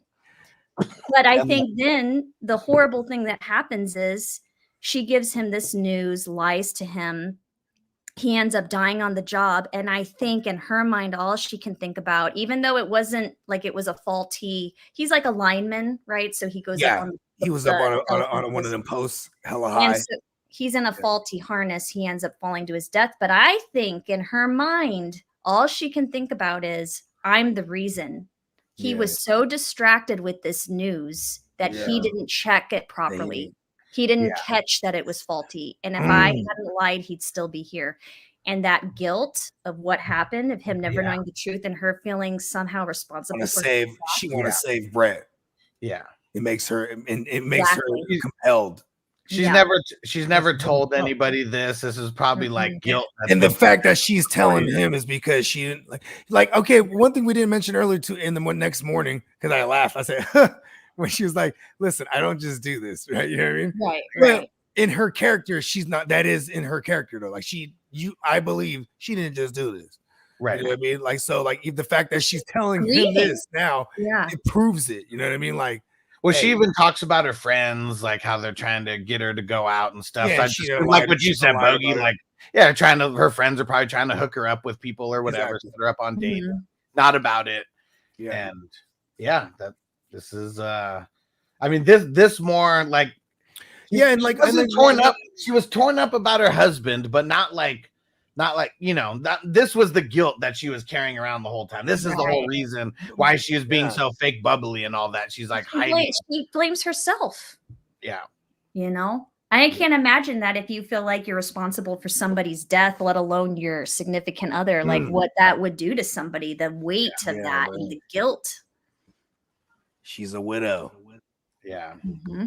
That's another, and a young one too. So it's like, that's a different heavy as the crown, right? You know what I mean? Like that's what age were they? What age were they portraying? Because I don't think they ever said their ages, right? I mean, I think she's supposed to be like in her early to mid 30s. Okay. Yeah, I thought it was like early 30s. That's what I was Yeah. Because she talks about because it's kind of a timeline. It's like if you get out of college at 22, right? Because she said it was like college. Yeah. They're together right? 3 years after that, then another 6. So I put her like 31. Yeah, something like that. Yeah. So it's just she said 3 years before marriage, right? So that right, 9 years. So they were dating for a while, and then they were married. I think another 6 years. So obviously still kind of young to not being able to conceive and have a child. So that's why they were getting tested, and then to find out that devastating news. It's just like, she probably thought, who's going to want me? Never imagining that like it would get in his head and cause this accident.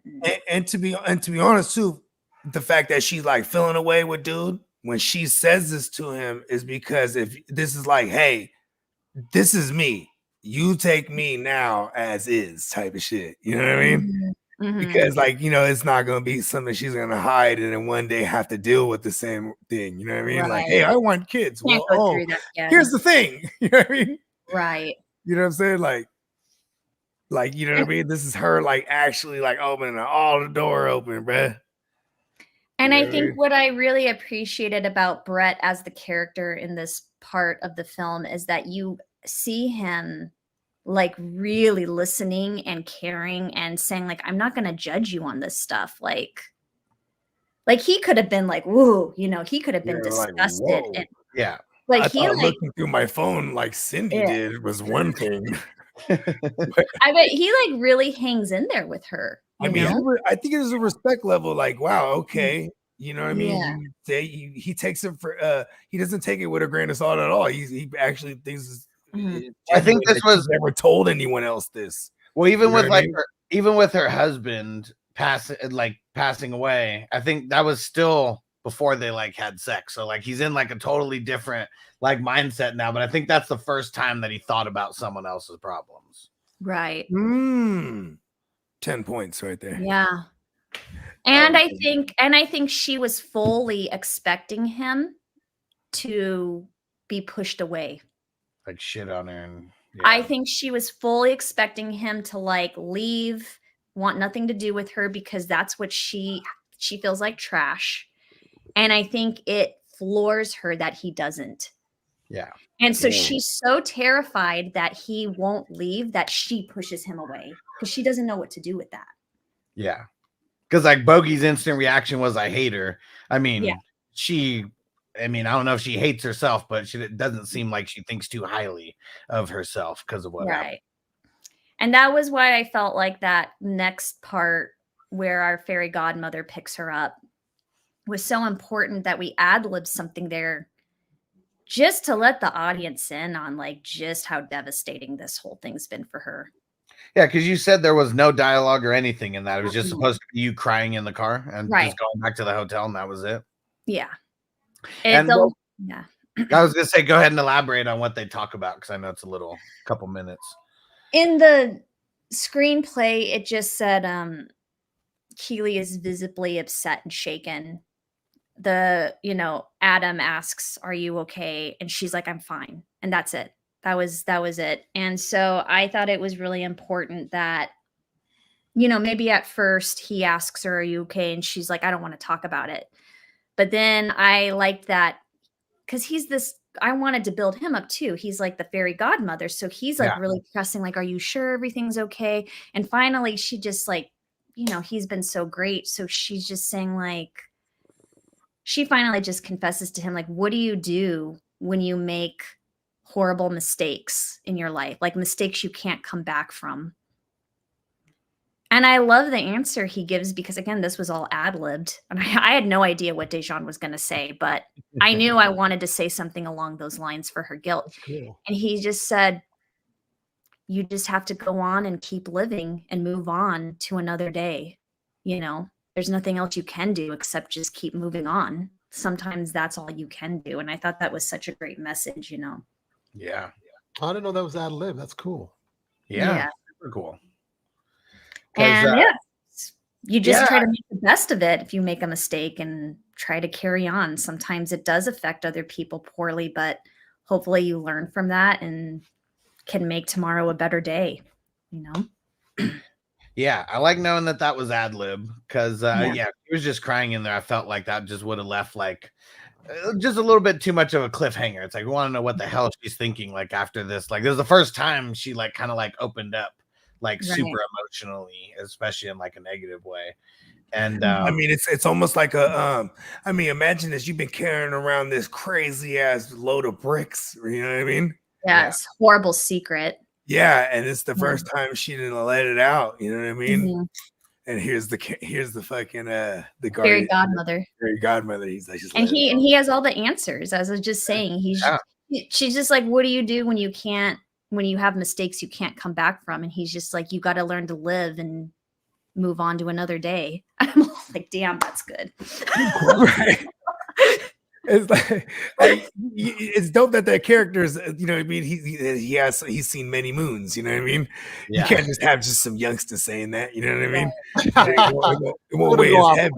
Yeah, it won't hold the same weight. Sure. He got some wisdom. He's Morpheus. He's the Morpheus. Yeah. So it was good. I think if a lot of people did hate her after that, but I feel like that might have been the moment where it won people back over. It made sense though. That's what it was to me. Yeah. Right.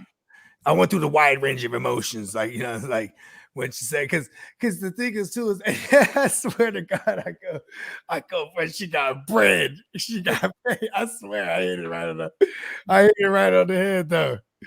I'm like, yo, she got bread for that. So the scene right after they're in the car, they go back to like the hotel. The hotel. Yeah. And this is where I was happy to have been able to produce the film with Ryan. It's because I had a whole vision for this particular scene ahead of time, where I just said, I want to show them secretly, like it flashes like from what one's doing and the other one's doing. And I want it to be like, they almost go to each other, and I want it to be like they're right outside of each other's door, and then they both hesitate and decide not to. I wanted that to just build, and I said, I want to film it in such a way that it shows that. Yeah, I thought that scene was pretty cool. You succeeded. Because there was no words or anything. Like everything had to be spoken with the actions, and I think both you and Frank did awesome. Just the way that whole scene was delivered. Yeah. Mm-hmm. And a lot of the best scenes don't have any words if it's acted out. Yeah. Right? Mm-hmm. I was really excited. I got to edit the back half of the movie. So that was one of the scenes I got to edit, and so I got to choose the music for it. And I really love that song with the violin. everything. And this won multiple awards for the score, right? When I was reading through the list of film festivals. Yeah, it has. That was the one song our composer didn't do. It was a royalty-free song that I found, but everything else, which is beautifully there's a theme song and everything ties together. His name's Sander. I can never say his name. Kalamajir, but he lives in. Oh, that's my cousin. Oh yeah. Kalamajir. The Netherlands of all places, and cheers. We actually found him on this thing called Soundstripe, which puts out a lot of royalty-free music, but we really dug a lot of his stuff on there. So just on a whim, reached out to him and said, like, hey, would you be interested in composing? He's never scored a film before, so I think it was exciting for him to get the little piano riff with the very inspiring. That piano riff was dope. Anytime the buddy was narrating, right, the little theme, the da da da da da da. And he, my favorite song that he made for the film was the beach Santa Monica Pier montage. But I really like 80s pop synth sounds, and he did that, and I thought it just was it. I thought it sounded so good. So what's crazy about this movie to me too is like I've seen a ton of the rom-com, from the rom-coms to the to the Sweet Novembers, and you know what I mean. I've seen them all. You know what I mean. And like what's crazy about it is because this one is like a new age version because you have phones and you have Uber and you know what I mean. But outside of that, that's it. You know what I mean. Because there's too many. You're not referring to Twitter, referring to you know what I mean. Sure. There hasn't been a lot of rom-coms made lately. I think. Yeah, I mean, part of it because Matthew McConaughey got old, man. How ironic is that, huh? He said, I get old and they stay young. No, then he just doesn't fit the mold no more. I will say, to Ryan's credit, something he did that was really fresh with this particular rom-com is he's talked a lot about he calls it the manic pixie rom-coms, which were like Garden State and I don't know, some of those early 2000s. Dogs. I did not see that, but what's it, Janine Garoppolo, and then I forget the dude, but that one's I always thought that was because that was before not before, but that was one of the rom-coms I saw when I was a kid. Like, oh, this is funny. Yeah. I should revisit that. I may have seen it when I was a kid, but I absolutely do not remember what it's about. But they're she's a radio personality, and then her friend, she doesn't think she's hot at all, so she makes her friend be her. Okay. You know what I mean? She's the early catfisher of everything. Yes, exactly. Okay, nice. Because she's on the radio. Catfishing, that makes a lot of sense. So yeah, exactly. Yeah, that one's classic. But yeah, I've heard Ryan refer to this manic pixie thing, which apparently, see if you can catch the theme on this. It's like girl meets boy. Boy is kind of distressed and messed up. Girl fixes guy's world. Oh, and that's about it. Yeah. Can't buy me love. Yeah. Yeah. So there's so many, but he said, and I thought this was theater back in the day. Bobby Love was the shit. Come that's on, what we are. Oh, he had a problem that she fixed it. He was the nerd kid that never got laid and wasn't cool. There's so many films that have that. Classes or whatever it was. Tina said that's the story of his life. Tina, I'll keep this coverage with Tina for sure. But yeah, so it's he did something fresh with that, where it's oh, you think this movie is that formula, right? Like this girl's fixing this guy who's down and depressed. Oh, and all shit, this. I didn't think of that. But then it does a whole 180 on you because you find out she's actually the damaged one. And he's the one who pulls her out of it. And I thought that was so creative and clever that he did that in his script. It is kind of a newer, fresher thing. So yeah, and this type of movie wouldn't be one that I would search out, myself. Right. Doesn't mean that I can't break it down and review it. And there's a reason why this film won a bunch of awards, and there's a bunch of great dialogue. That's what kind of like won me over, like with it. And then knowing that I was really high watching this movie, knowing that I was right, that there was something wrong about her, like the whole time. It took the entire movie to get like the build up was so good that I appreciated like what was really messed up with her and why she was acting the way she was the whole time. And you did a great job portraying it. Well, thank you so much. Yeah. And it definitely had to be something intense like that, like where she done lied about the other shit, because it made me not feel like, because at first I was like, ooh, you know what I mean? There's something to this, like, you know what I mean? And the big reveal, it didn't, what's the word I'm looking? It didn't, what's the word I'm it didn't, what's the, not, I don't want to say fail. It didn't, it paid off. It paid off. There it is. Oh, yeah. The big payoff. Right. Oh, it hit me like, oh shit. It's dark. Yeah, because it's not something you necessarily see coming, which I think a lot of audiences don't want it to be predictable. Right. And so that's always good when you can surprise your audience. Especially when I'm watching these movies, or this one in particular with my lady, where she's trying to predict everything. Just, you know, that's what she does. You know what I mean? Did she predict? Yeah, she said she was rich. She's like, I bet she's rich. She said he was dead. Like, you know what I mean? She was just calling shit. Did she predict the fertility thing, or did was that a surprise? For sure. She was like, it's her. And then she was like, ooh, when the light when you light on it, you know what I mean? She was like, or not you, when she light on it. Right. Like, no. And she's like, oh, now she got to live with that. Like, you know what I mean? Because when he died, you know what I mean? Yeah. Yeah, like, he never got to know. Never got to own up. You know what I mean? Yeah. Because I'm pretty sure if he wouldn't care after he's dead. I'm pretty sure like if he's, because like she even mentions, like, you know, I'm pretty sure there was other means of us going to have children, and you know what I mean? Right. There was other avenues for them, but they never got to that because he didn't die. It was like so fresh. Later. Yeah. And you know, and I think that goes to say, you know, Keely, even before this tragedy happened, she's somebody who is very spur of the moment things come out. So I could have imagined that had he not died, the emotion of her saying all that, but then later she would have like calmed down, thought about it. Oh, I need to tell him I lied. We can figure this out another way. Yeah. But the spur of the moment, the fear, you know, she just did that without really thinking about it. And so, yeah. And then she even says it too. It's not like, you know, it's not like I never thought his job was dangerous or not, or you know what I mean? But like, I mean, it is like super fluky for him.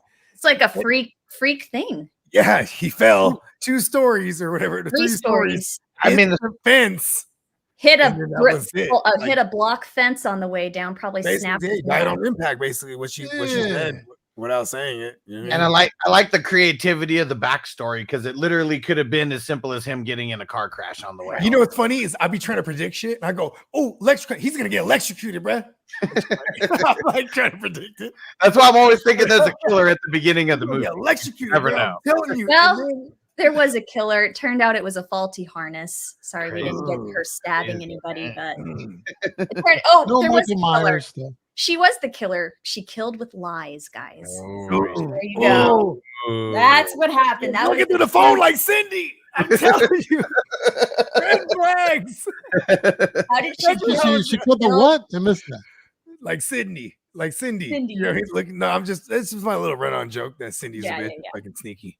You know, the slutty girl that Brett was with before. She's the call girl.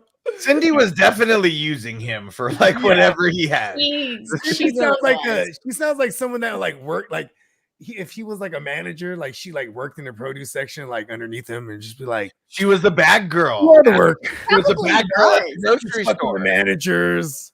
He was the assistant to the assistant manager. Like he was like moving up in the world, and she was like that girl probably. When I was with my girl, probably like, oh, he's gonna give me a good schedule. I know what I need to do. Big in her world. Mm-hmm. Exactly. Oh man. But yeah, so I mean, when you guys do these shows, do you give away the end, or do you just leave it so people? No, we gotta discuss the end here. Yeah. You're gonna discuss the end. We're at the tail end of this. You don't want to leave it on the cliffhanger? Listen, we can leave it on the cliffhanger. You know what I mean? Because but it actually wasn't discussed. I mean, because it is something that's not. We're usually doing movies that are already like out released. You know what I mean? So yeah. On it. So we'll if you want to leave it hanging, we'll leave it hanging. But yeah, I'm hoping. I'm pretty sure we intrigued them enough to want to go watch this and seek this out. You know what I mean? would hope so, because it's like, I want to be like, so then what happens? She kills him. I mean, my bad. There's so many things. There's so many things that could happen. It's like, do they end up getting together? Does the guilt end up making her want to kill herself? Does he end up going after his dreams? It's like there's so many unanswered. Leave her behind. Does she run away with the fairy godmother? Does she run? Oh, yeah, that's the whole thing. That could have been a very. That's a possibility. I never thought of that. I'm just saying. Fairy godmother. Get out there. He needs someone to work some Uber shifts. Yeah, he's getting older. Jen, that's also something we do on the show. Is we'll like remix movies. Oh, really? He was a pimp. You know what I mean? And he was an ex-pimp. And you know what I mean? Now he just want to make sure like this young bucks find actual love. Yes, he feels guilted for pimping all these hoes. I mean, I think in her mind she was she reminds him of one of his bottom bitches. You know what I mean? He just wants to do it right before he hits the big dirt nap. You know what I mean? I feel like he would have been like a great plan if things didn't, we'll see what happens. But things didn't work out. Hey, you know what I mean? She has his number, right? I feel like that there is a borderline suicidal moment in the film that comes later. You like wonder, like, did she kill herself or not? Oh yeah. Right? I mean, yeah. Is she still with us? Or I was thinking the same thing about Brett. There's a whole thing that happens in a pool, guys. It's crazy. Wait, by the way, I want to feel like I'm part of your guys' club. 1 second. What club is that? Oh, you'll see. Club. Oh, club hat. Oh. Now I'm really vibing with the group here. We got club hat. There it is. You've got a Puma hat. You've got Looks a good on you, Jen. hat. This is a Lucky hat. Lucky Jeans. Who was talking about Lucky Jeans? Oh, four clothes. That was nostalgic for me. Full circle. This is a Lucky Jeans baseball cap. There it is. Look at that. Lucky Jeans there, you know what we call that, Jen? We call that the universe. We call that serendipity. Yeah. Oh, there it is. What is your hat, Alex? I can't. It's Heisman. It's Ricky Williams. Ricky Williams' brand. Yeah. Oh, is he legendary Heisman running back trophy winner in college? Yeah. Yep. Okay. Yep. Yeah, and also like was he? I didn't know that he was. Yeah. And he's also like the Miami face Dolphins. Mm-hmm. And who else did he play for? Miami and who else? The Saints he was drafted to, and then the Dolphins, and then the Ravens. Yeah, he's one of a kind. He's on the show once in a while. Yeah, he's super cool. He's been on 3 times. A lot more than that. He's actually been to my house. He's like been to Bogey's house. Like, I know he's at Bogey's house because hey Jen, there's one time I'm watching the show. It's like, is Ricky in Bogey's garage? I don't know. Like, things or something. They go, he's not. You guys don't know him like that, but they do. And I was like trying to do like, I was fucking. I'm on a show where like true celebrities come on board. That's amazing. I mean, shit. I thought that's what we had to ourselves, like an upcoming artist. See, here's one thing I had to call Nelly, right? Because Nelly's my fellow Sagittarius, right? And like I remember when Nelly first sent me this movie, right? And it's like I think it was a couple months ago, Nelly. So I watched it immediately, right? Because I'm thinking Nelly's in it, right? And I go, "Hey, Nelly, I'm like, you're not in this joint." He's like, "No, but I want you to watch it. It's good, right?" I'm like, "Yeah, it's pretty good, right?" Then like we just sleep on it for a minute, and he's like, "Oh, we're gonna review this shit." And I'm like, "Oh, tight! I watched it already." Because like I'm always scrambling to find the movies that I haven't watched yet. Whenever there's like a movie that we're reviewing and I haven't seen it, you know what I mean? Yeah. So I was like, "Oh, cool! I already seen this one." I was like, "Oh, I'm gonna watch it again." So and then I got female perspective. I'm just so impressed that you guys like. I mean, maybe this sounds like very stereotypical, but I just like feel like that may not be your genre that you would especially pick out. And I'm like, the fact that you guys watched it all the way to the end, like, props to you. It's such a Well, they got me watching It's these respect shows. for the, first of all, it's respect for the art. You know what I mean? Yeah, Like, Yeah. Actually, what I mean? tell Like- Jen how they met me, which is kind of funny. Yeah, that's super funny Oh, because like, yeah. Nelson is in like one of mine and Bogey's favorite movies of all time, and Paid in Full. And I mean, I saw this movie. It's a true life story about young teenage dope dealer kingpins. Yeah, New York, in Harlem. And literally the scene that Nelson is in, we reference. I mean, it's a very It's an multiple iconic scenes, but it's like a 2 or 3 To make minute. a long story longer, Nelson, he's one of the workers and he's very disgruntled about his pay. I ain't eating. And then he said, what? And they turn him around, shoot him in his ass. Pow! And he runs off. And they also like snatch the chain off like simultaneously, right? Oh no, they didn't snatch the chain, or did they snatch? They did. I watched it back in slow motion. Simultaneously. Oh, I mean, there's a huge controversy over the chain thing. You know Yeah, that, right. It's like, and like I People gotta say, see "Oh this. no, it was done in post and stuff," and it wasn't. You look really closely, the guy snatches up really quickly. Yeah, it looked He's like got he's it in like his hand. that's how Harlem was, though. That was real quick. where he's like holding him that it could happen. I saw who knows if he actually pulls it off, but it's just where his hand is holding him that it could pull it off. And like, and for further but context, what really happened? He actually pulled it off, but I don't remember him pulling it off at the time. But I know he pulled it off because it wasn't done in post. But then you see it in his hand. Well, check this So, out. I gotta see this movie. Okay, look, check this out, Jen. So Yeah. we're doing this. Yeah. This is like probably, I don't know, episode. What episode was that? 5, 6? It's a year and a half ago. Right. But, So Okay. we're already doing this movie podcast. We like the movie so much; it's one of our first 5 episodes. Yeah, for that sure. we review. Yeah, Awesome. because we're definitely when we talk, we talked about doing this for a while, and we're like, we're gonna do Paid in Full and we're gonna do Pulp Fiction and all this, all our faves. And then because we mainly do fantasy football content, right? Mind Okay. you. So while we're doing This this is like a show- fun side project. Yeah, We- side project. we- And so we were like, we're funneling these shows to our automatic audience, and so there's one of our guys, Canada Marty, right? Another He- Canadian. He's plays in a bunch of leagues with us, and he's always Yeah. in, and he's from Canada because obviously he's Canada Marty, Mhm. and so he goes, "Hey, I watched your guys' review on Paid in Full. My brother's in that movie," and we go, "Word?" And he goes, "Yeah." I go, "Who is he?" No way. I go, "Who is he?" This is that universe shit, like we always talk Yeah, about. Because but mind you, this might be my entire life, even how I just met all these guys. Period. Right. Right. Anyway, so I'm like, who is he? Right. And he goes, he's the guy in you guys' favorite That scene. ass gets shot. Is he just we just watched our review, and Yeah. we were like, this is our favorite scene. Right? That's amazing. And I go, oh, the guy that got his ass shot. Like, I immediately know it's him. And then That's so freaking cool. hold on, it gets even funnier though. Yeah. So then now he's like, yeah, you should reach out to him. And we're like, fuck yeah. He gives us the IG. So my man Hustler over here, right? He reaches out to him. You know what I'm saying? And okay, I'll let Nelly tell it because Nelly's like, what? Well, Nelson doesn't remember this part. He probably doesn't. He was apparently Nelson hasn't talked to his brother in a minute though. You know what I mean? Yeah, I'm paraphrasing now, but this is the way that I took it.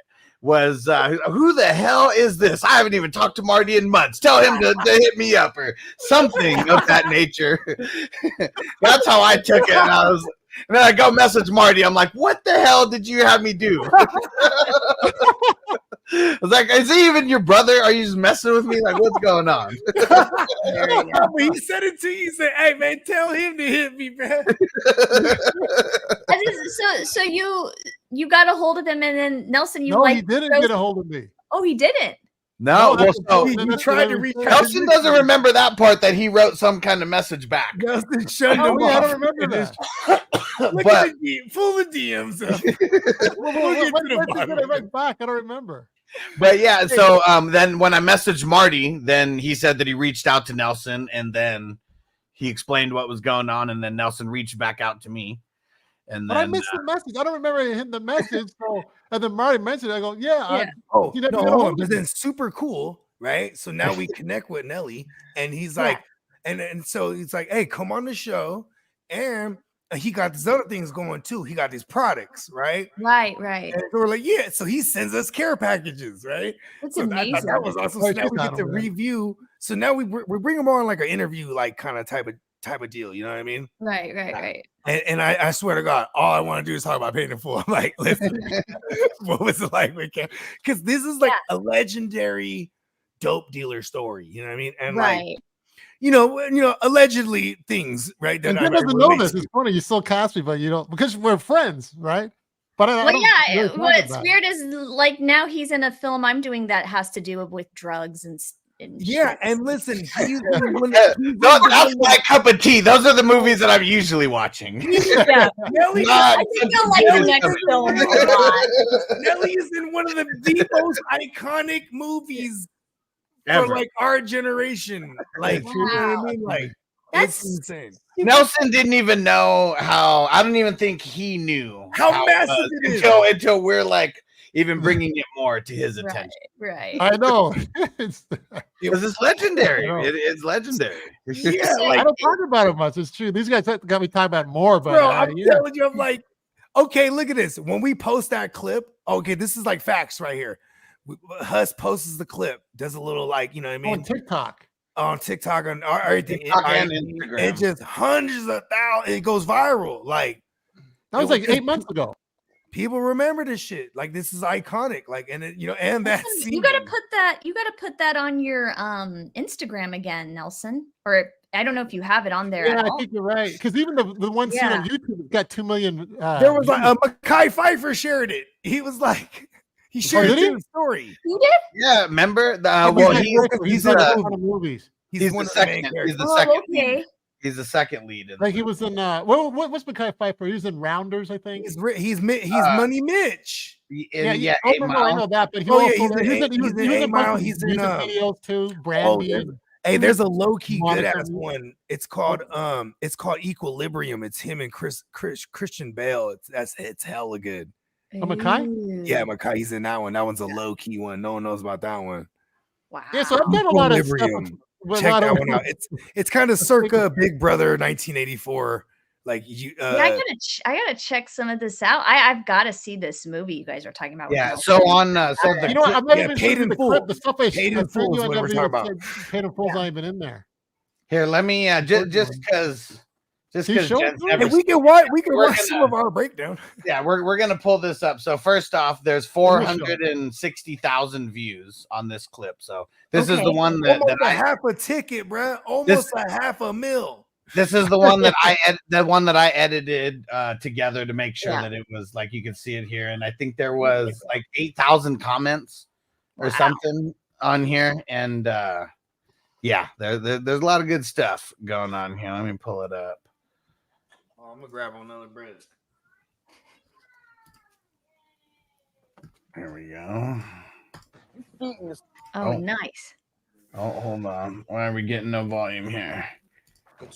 Oh, I know why. Hold on. My fault. Let's reload this. Oh, that's the worst. I know. Just give me the good angle of this here for us. Where's your view count on there? Good too, man. So what's going on, man? I'm hearing things, man. Put your hands down, man. Put your hands down. Everything. I ain't eating. You ain't eating. What you mean you ain't eating? You ain't making this paper, man? Everybody eats, B. Everybody eats, B. Like that, man. Just turn around, matter of fact. Just, B. Turn around, move up. Stay still, motherfucker. Oh. What's up, man? All right, and shit. Give me the leg, not the ass. The leg. This was highly contested. He's shot in the ass. He said no. He's holding his leg. But he clarified. He's saying though. You know what I mean? It's the way that people remember it. It may be true, but that's just the way people remember it. I started the bags. I remember I asked you when we had you on that show. I said, so like, because I tripped out. He's from Canada. You know what I mean? I'm like, oh shit, you're from Canada. Like, oh, so like, did you like have to like learn the Harlem accents? Like, oh yeah, I had a coach. Was it No, there was a no. They didn't bother with us because it's like too far gone. But there was the director had an assistant, and it's okay. That it was from like Harlem because the director worded you up on like how the Harlem. He did all the Budweiser commercials. You know those. What's up? Wasabi? What you doing? Yeah, what up? I'm in quarantine. You know, they updated it. They go, I'm in quarantine now. So that's this was his first feature, and then I did a couple things, but this is my major role that I got, and then but they try to get I had one scene where I had a lot of lines, but they cut it out because I didn't sound Harlem enough. So they wanted specific, and then Makai's from Harlem I think he is from Harlem. Yeah, he is. And then and what's his name's from New Wood York? could do the accent, and then you know, Cameron, he's from Harlem too. So. Yep. Mm-hmm. Harlem. But I'm not. And there's a couple other Canadian actors they had they flew us down there. Because they shot it in like Toronto, right? Like, or we shot interiors, mostly interiors in Toronto, and then exteriors in New York. Mm-hmm. Yeah, and so somehow, some way, our favorite scene from one of our favorite movies led us to meet Nelson, and we're on episode 51 now. So what happened, Nelson? You liked the podcast so much you joined the team on this? Oh yeah, so they finally got a hold of me. So okay, let's go back. So Marty, my brother, right? He says, "Oh, these guys." So I don't remember hearing or seeing anything, but I'll get a hold of them. And that was like I think in July or August, and then I was so busy. I finally got a hold of him back in like October or something or November. Yeah, right. And then I said, "Oh yeah, I heard that you're trying to get a hold of me. I saw your show. My brother says that you guys did the review, but yeah, I'll come on for an interview." And they're all stoked. And then except I came on mid-December sometime. Yeah, it was after my birthday. It was mid-December, so it was like just over a year ago. And then they asked me, 2022, and it was fun. I answered all their questions and stuff. But we still didn't even. There's still stuff that wasn't even, stuff that was left unsaid. And but we can still do it again. And then they asked me if I wanted to co-host. I said, "Yeah, I've been wanting to do a podcast and stuff. Doing something." I had a couple of things in mind, but not movie reviews. It's like, never thought of that. That's really cool, though. So I started doing it. So I like it. You know, we did once a month for a while. Then we started doing once a week. Do you ever get movies you review that you absolutely hate and you just tear them apart, or like how does that work? I haven't yet. Well, they'll recommend some. I'll recommend the odd one, and then it's kind of like love. We kind of been on the movies that we like. Mm-hmm. Like, and we want to like show the world if they don't know about it. We worked like a bunch of. So you're just like you won't even comment on something you don't like. Basically, you don't bring it up. You don't like it. So we actually have a competition going now, right? Yeah. So we're passing the baton around for the movie recommendations from week to week, right? And we normally at the end of every show we'll give a rating. Right. And like, so we're trying to own the movie. Like, we're going throwback. We're going, like we would own this movie. Right. That's the highest honor on this show. Right. Sure. So if you recommend a movie and my other two peers here say they would own it, then that's 2 points for me. You know what I mean? So now it's a competition. So now we're like, I'm recommending. So I think I'm next on the docket. It's, Denzel Washington in Fallen. Yeah. So you're doing a lot of bigger movies. You're not doing these indie films. Right. That's why we got a kick out of this one. Well, our first movie that we did was this little indie movie called Pulp Fiction. They had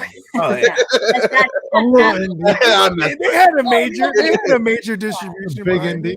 Yeah. No, but we're mostly is going to be studio movies. Not like we haven't done low budget like studio movies before, but I was just curious. And I like bringing movies to like Nelson, like some of these like stoner movies, like Grandma's Boy, where I know there's like no way in hell he's like ever seen it. I've never heard of it. Or Drop Dead Fred. That was a good one. I think we've taken Nelson through our childhood. Yeah, and trust me, then the first like 20 minutes, I'm like, what have these guys got me watching? This is ridiculous. Oh, Drop Dead Fred. Yeah, the 45 minutes. You know, in, we like, broke dude, down the that's shit out pretty of good. Drop Dead Fred. You know, we will break down everything the same way. You know, you like Drop Dead Fred's a psychological thriller, actually. Yeah. And then even the one with the guy O'Neill from Married with Children, even that, I'm like, oh, it was his Mighty Ducks stuff. Oh, the Little Giants. Little Giants. Mhm. Oh, yeah. When we were going on our football tear before the football season. Yeah. but none of y'all have seen The Fallen, right? Or No. Fallen, right? I remember when it came out, though. I know it. I haven't seen Okay, it. good. Because then, like, I know you'll like this one, Nelly. This one's dark. Yeah, Though. so we're doing. Denzel. I mean, it's hard to beat. You know, Yeah, it's Denzel. Yeah. Don't like him. Yeah, we're doing Well, Fallen. I'm trying to get the ownership points. You know what I'm talking about? Like, I want, you know what I mean? This is a competition going. I think Hustle's leading right now. Hustler. Well, Huss got that one. The last one, I gave it what an was it? ownership. The first ownership I've given out. Oh yeah, two for the money. Two for the money. Yeah, Yeah, and I've for the never money. seen that either. Phenomenal movie. Chino and that's what I'm gonna try to do. McConaughey. Those are my guys. Like, Yeah. oh, Yeah, that's you a gotta cheat slip code. that in there, Huss. That's a You cheat got it. code. You slid that in there. That was a little wild card he slid in. That is a cheat code. There's an underdog. That's why I went straight to Denzel. I was like, you know, whatever, I got Yeah. one. I think I You know got what? one for After you. that, I was thinking, man, I'm gonna have to recommend was like, Scarface. I I know gotta I'm gonna get let me roll my sleeves up. And see, and even that, I think that was like a $30 million budget or something like that. But to have like Matthew McConaughey and Al Pacino, and like nobody even like really know what this movie is. It was pretty based on a true story for real. Yeah. Yeah, it was dope. Yeah, I mean, something good coming we made for under 30,000. So I'm pretty proud of what we did with 7 days and like no money. So Yeah, and you said it's getting distribution. yeah, it's Nice. So We're you get gonna money make- back, right? we're gonna make an announcement soon. But hopefully this Congrats. spring it'll hit like the streaming platforms. And Nice. for those of you watching, if you go to like Instagram, our handle is Something Good Coming Film. So we'll have like all the announcements on there as far as like who's distributing it and like where it's going to be once we get that information from the distributor. I think we also have a Facebook page. It's just Something Good Coming on there. But yeah, but I'm excited for it to be available to the masses. I mean, hopefully our distributor can figure out a way to get it out there. So because, you know, it'd be hard for people to even know what it is, you know, to get people interested in clicking on it and watching it. But I'm excited to see what it does. And I appreciate you guys so much for having me on and having Ryan on for a little bit there. I mean, this is a lot of fun. So thank you so I much. appreciate you. Yeah. She's in Phoenix, y'all. So you Phoenix, what do you call Phoenix people? Phoenixers or Phoenicians? Phoenixites? Phoenicians. So you Phoenicians, Ooh, get I've been- behind her. She's your home girl. Hey, I've been through Phoenix a ton. Yeah. Phoenix and Maricopa. Oh, good old Maricopa. Yeah. I think my grandpa has property out there, but Yeah, that's yeah, what I'm from Arizona. I live in LA now, but yeah, that's my hometown. I'm actually here visiting right now. This isn't my typical space, but I do have the poster right. Nice. Something Good Coming is right behind me, but yeah, hopefully, you know, anybody who's watching that wants to see it, it'll be available for streaming in the spring. So even these guys who I wouldn't think would want to see a romance film seem like they were able to hang with it and like it. So it's a great surprise for me. I appreciate you guys checking it out and everything. So yeah. Well, it was Yeah. unique too.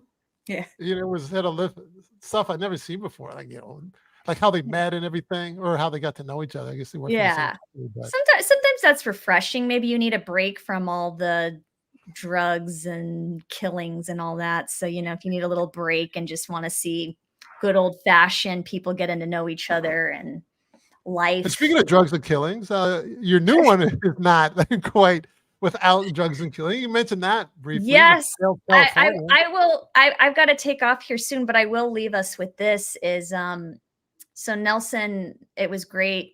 So Ryan and I are producing another film. We talked about it a little bit at the beginning. It's called Tales California, and the best way I can describe it is it's kind of like a modern day Thelma and Louise, and Nelson is acting in this I one. love Thelma and Louise. Yeah. I get shot. Don't you miss films like that? It's Oh, about nice. it's about these two women. My bad. My 2-year-old keeps finding me because they're vacuuming. She's just terrified of the vacuum. No. But it's about these two women. They're best friends. They grew up together, and they live in probably the heaviest drug trafficked town in New Mexico. So, for lack of better words, they're kind of like trashy, real trashy, and just, not educated. They've kind of had a bad run in life. One of them is a meth addict or ex-meth addict. She's just kind of gotten out of rehab. The other one's like a klepto. She gets fired a lot for stealing. So it kind of paints a picture of these two ladies. And one night after they're just having, again, a bad night. They end up going drinking at a bar, and one of the character gets sick from drinking too much. So they go to the bathroom. She's puking. Her friend's with her, holding her hair back. And a shooting happens in the bar. And they come back out. Mostly everybody's dead. I won't go too far. But the shooter. No, they find a case of money, and they think it's a drug deal, like with the cartel that's gone wrong. And they don't really have a lot of time to think, because a car pulls up and one of them takes the case of money, and they're like, let's just start a new life. They've always wanted to go to California. They're like, nope, there's no witnesses. Everybody's dead. There's no cameras. We have it taking place early 2000s because we didn't want everybody to have a cell phone, and maybe cameras aren't everywhere yet, And that's the setup for the story. Nice. But it's a lot more action, and it's a lot more crazy stuff. They're like on the road, and a lot of crazy things happen. And I think it's going to be a very exciting movie. So I cannot wait. This is probably my very favorite project I've ever done. Nice. And I was pretty damn proud of it. What's that? Mine too, as an actor. Yeah, I know Nelson really liked the script, so I was very flattered about that. And I didn't think, I thought I was so proud of something good coming, but I think this is going to top that by far. You know what's so cool? That this is universe shit right here. Nelly, vouch for this, or remember this with me. We were in Vegas, and we had just finished watching Paid in Full with Nelly, which was already like, whoa, right? Yeah. and I'm on the cycle, I'm shrooming hard at this point, right? And we're partaking, you know what I'm saying? And he goes, oh, look at this. He just got a text, and it was a script. I forgot about this. Shit. Yeah. And it was Tales California. It was Tales California. Oh shit. Yeah. Wow. He goes, look at this, ready to Smokey. Look at this. That's me. You remember that? I forgot about that. Come on, I don't forget anything. That's crazy. That was me. That was me texting him. There it is. Universe. Yeah. Because I was reading the script the whole time I was there. I kept reading and reading because we were shooting in like 10 days. Yeah. I had a lot of dialogue. You had tons of dialogue, obviously, but I had a lot of dialogue for me to get ready for that I never knew. I just read it. This is going to be like a true closer to a Tarantino, because there's a lot of dialogue, and there's a lot of action, and there's a lot of cursing, and there's blood. I mean, there's a lot going on. I here, saw a clip. Nice. Violence. She's got a nice swing, by the way. She got a good swing. Nice. Yeah. So this, and I'll say this again in the future too, Jen. But the like I've done quite a bit of acting, but more I'd like to do more. But the highlights for me was working with Dean Cain and doing a scene with Superman, doing a movie with him. And this actually tops that. I haven't had anything top that, because that's Paid in Full's even third compared to these. Are you getting shot by camera? I think you're just trying to flatter me right now, Nelson. No, I know you. I will say it again. You didn't compare that to this little indie low budget. No, but this is the thing is I'm a lead actor in this, right? Yeah.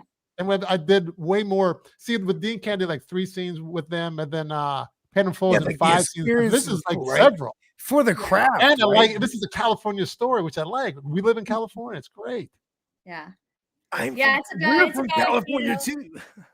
They want to follow their dreams, and yeah.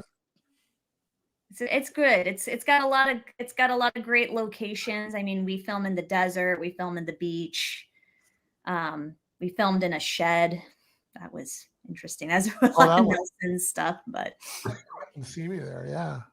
Can't wait to see it. Night shoot. It was cold. Once again, we were freezing that night. I was so cold. This film, I was so cold the whole time. Because we're like the girls are in skimpy clothes through this whole film. So it's just like, oh my gosh, I'm so cold.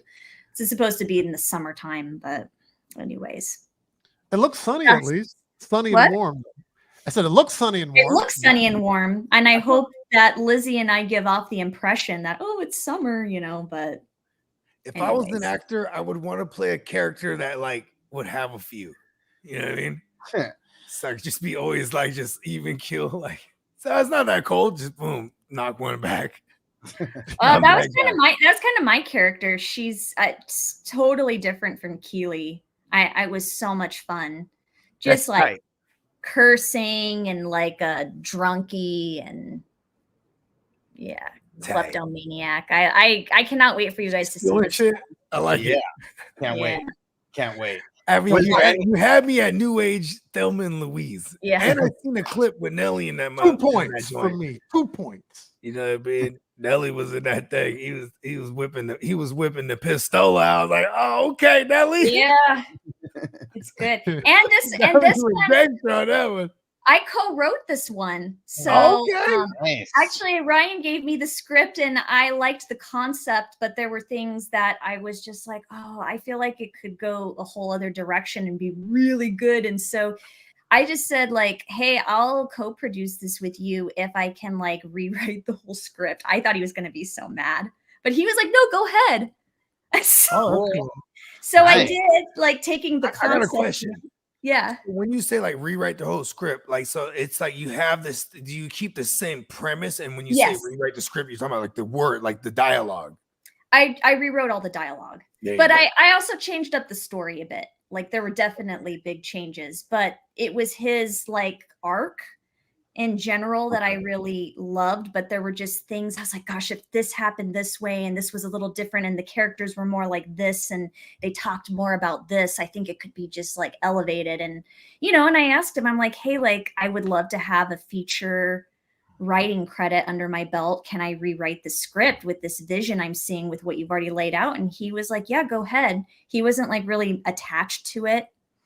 And, I was nervous when I handed it back to him because I'm like, gosh, I've changed like so much. And I basically like, all the dialogue, a lot of it was different.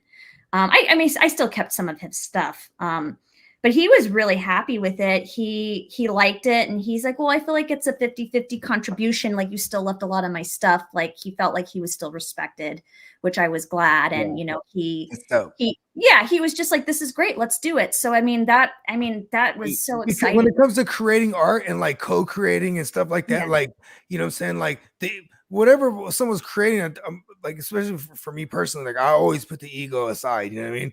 But then like in the business, it's like who gets when it comes to like crediting it, right? Right. Like, you know what I'm saying? Like, and so like, but he was honest about it. Like, hey, you kept a lot of my things in there. Shit, it's a half thing. You know what I mean? Yeah. Yeah. So it's good because he liked the rewrite and we were on board and it was gonna be, at first we were gonna attempt to shoot it with a cell phone. And then after I got very attached and rewrote the script, I was just like, gosh, I think it deserves so much more. And we ended up pulling our DP he's a new grad out of USC film school. So he's hungry, his name's Andrew Brilliant. And I love his last name. Hold on. And hold on. Positive vibe. Yeah. He's got a great last name there. And, yeah, he'd never done a feature. He's fresh out of school, but man, the kid. Those are the best.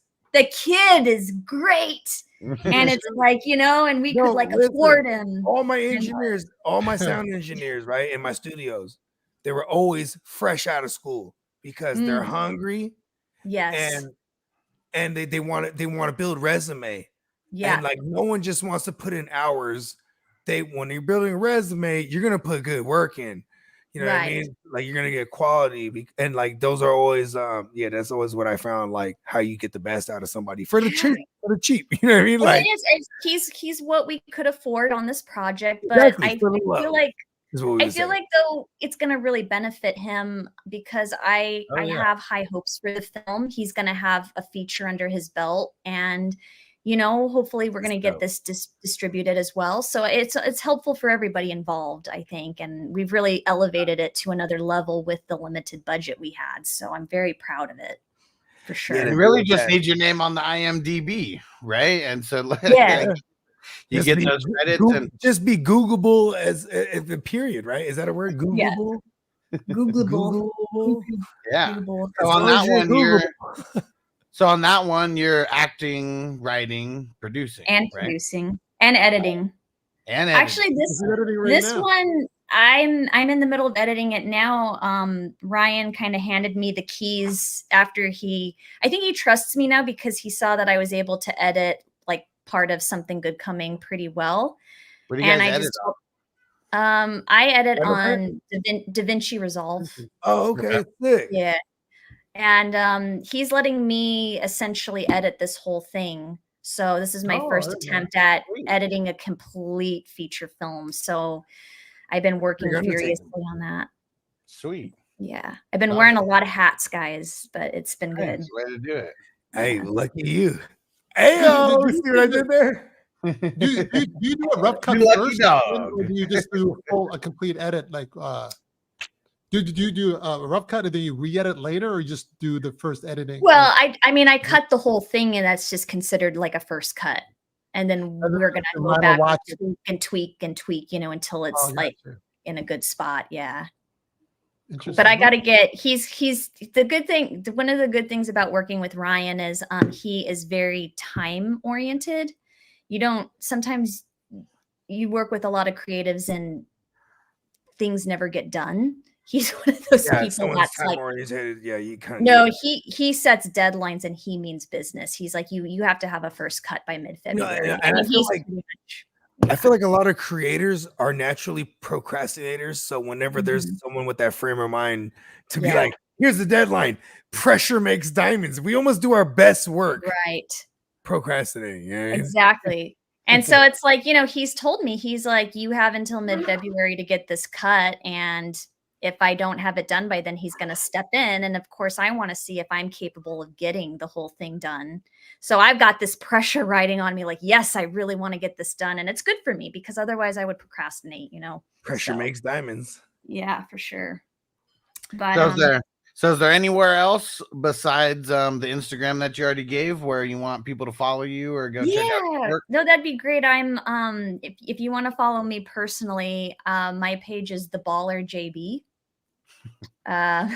It's a play on my here we go. It's a play. The camera's like opposite. Here we go. It's a play on my last name here, Ball.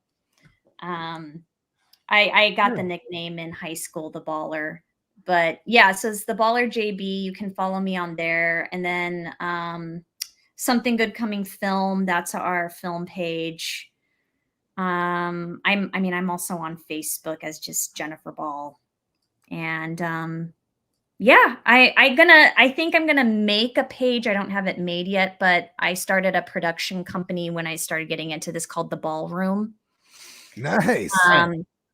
So I'm probably going to open up a page at some point called The Ballroom Productions, but I haven't had a chance to do that yet with everything else. The BRP.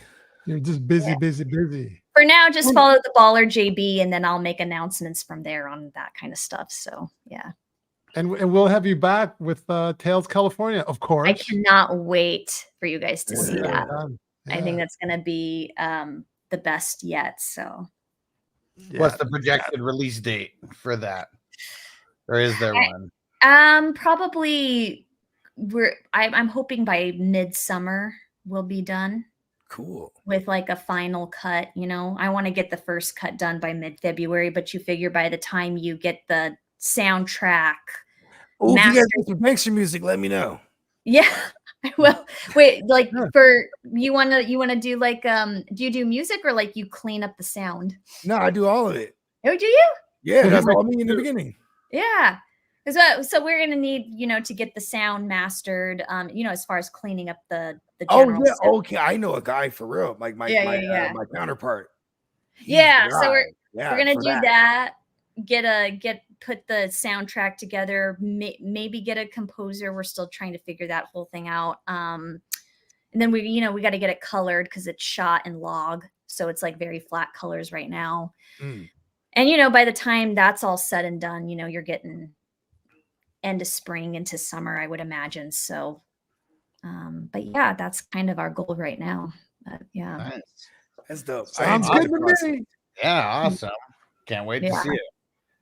Yeah, thank you guys so much. Again, I really appreciate you having me on, and I can't wait to come back on the show at another time. This was a lot of fun. Yeah, hell yeah. We'll definitely thank you for coming. Definitely keep you in mind for our next rom-com that we do. Yes. If you like, it's gonna be our first.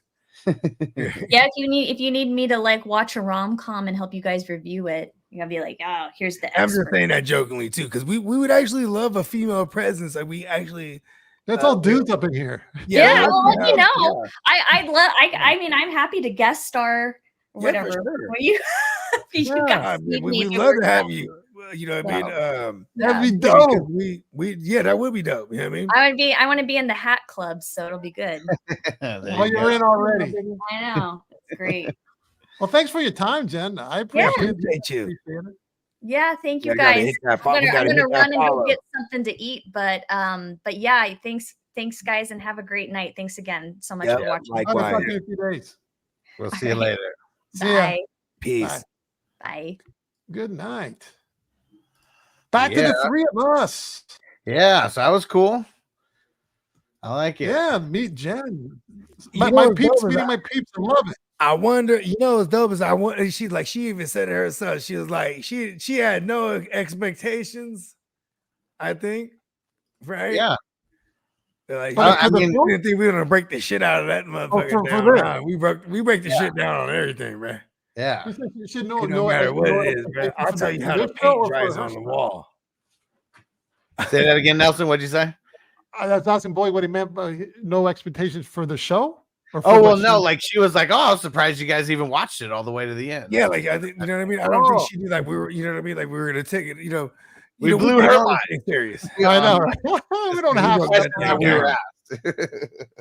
And we wrote that thing down. Right, because like even just any little thing, like we're just gonna figure out how to dive deeper. Like, and I didn't like, was it a lie? Was it an experiment? She was just like her car wasn't even broken down. And what's funny too is like I appreciated the movie already, and then when he kept saying his friend Jen's gonna come on, I didn't know that was her. So I tried not to fan out, like, oh shit, that was you. Oh yeah.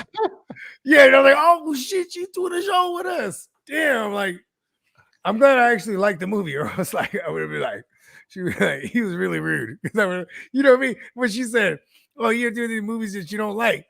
I mean, not necessarily, but we wouldn't be afraid to say we didn't like it. You know what I mean? Yeah, but yeah, it's dope that we liked it because it was good. You know what I mean? Yeah, and I even the Cali joint too. You know what I mean? Well, like I was even saying, like I'm not gonna pick like a romance movie, like myself, and I'm probably not gonna go like out to the movies to see a romance movie.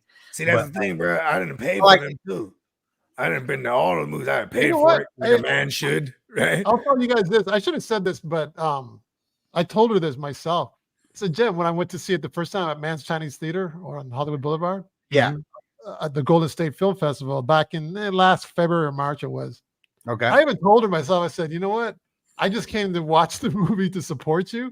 I didn't know it was going to be a good movie. That's what I told her. I didn't know. I really should though. I didn't know that she took the acting that seriously. I didn't know much about her. I've known her for a few years, but I didn't know that how seriously she took the acting. And I was like, whoa, I was blown away. That shit's some range too. So I was pleasantly surprised. Yeah, and like I'm not blowing smoke when I'm saying there's a reason why they won a bunch of awards at the different film festivals, because I'm sure there's a lot of indie movies that are out there that are fucking horrible, that do have horrible dialogue. I actually respected how much they actually knew about the grocery store just world when they start I've talking. made several movies that the world will never see. Just because I know that those were the real codes, like maybe not all of them, but like the bananas and all that shit. Like I remember. Yeah, I know the banana 14011. I'll never forget that from when I worked there. So like, but that like just that little part made me take it a little bit more seriously. I was like, okay, well, they're not just like talking, like they may be talking about bullshit, but there's a little bit of thought behind the bullshit that they're talking Like about. a little bit of truth. You like It makes truth. it real. Yeah. It makes it real. Yeah. And even it was real small, but they're like, remember when we were like essential workers like a year ago? I bet there was a whole bunch of people who like thought about that. Yeah, like, I know, right? they identify with it because it is a little meta, like especially after we got the little backstory. Yeah, a little inside joke there because they almost didn't. He said they had to postpone it. Remember? Yeah. You know what I mean? Because of COVID. So there is a little essential workers. A little meta. Yeah. Well, there's essential workers up on Santa Monica Boulevard over here. Yeah. Oh yeah. Don't go on the boulevard. I'm telling you, don't do that wrong turn. Workers, you know, essential for man satisfaction. All I wanna do is have fun. Get the feeling I'm not the only one. Simple lyrics. That's what you. Oh man, that puts a whole different perspective on that song. I know. You gotta know LA to know it. But what I envision, you know, for this podcast, Nelson, other than us, like, you know, just having fun and stuff like that, is like eventually we'll be respected enough to where people want their movie broken down and reviewed like by us, like because like we're we're not like answering to any kind of higher power, you know. And I'm glad she totally said that too, though, when she said, "Are we just gonna give that anyway?" I was like, "Oh yeah, that's right. Good thing we didn't." Are we just gonna what? We didn't discuss that part. I'm glad we didn't give the ending. Yeah, because I always forget this movie is because we're only do movies that are already out. Yeah. Oh, right. There's different levels to distribution. Even though Nelson, you saw it in like the movie theater, it was like at a film festival. It's pretty much has only been.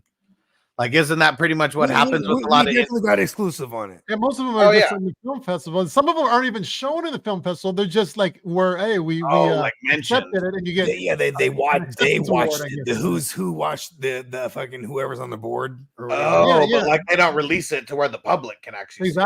It's just screened, and then they go, okay, you got entered, so you can say that you got one entered for your resume. Yeah, because like no matter what, it's not easy to get into those. I'm sure no matter what festival. Yeah, I wanted to ask dude the process, but I didn't want to go on like too many like 12 bogey like dumb questions because I wanted to ask him like, so what's the process like to get into there? Like, because I'm sure like there's tiers to it, right? Like, I'm sure it's like to get into the Cannes Film Festival. I'm pretty sure you got to make it through all these other festivals first before you get to that joint, you know what I mean? Yeah, and you got to pay. You have to pay to submit. Oh, that's how they make the money. Man, they're good. I never thought of that. Bogey, you can have like 2,000 films submit to one film festival, and if they get charged like $100 to submit or something, that's a lot of money. Hell yeah! And it's 2,000 films, which is not a far stretch. Boom. Yeah. 100 times 2,000. Then I got the money to throw the festival. She was fun. Thanks, Peacock. Yeah, it was super cool, and she was getting the jokes that we were saying. Even more than you were, Nelson. Like she was picking up on the jokes more than you were.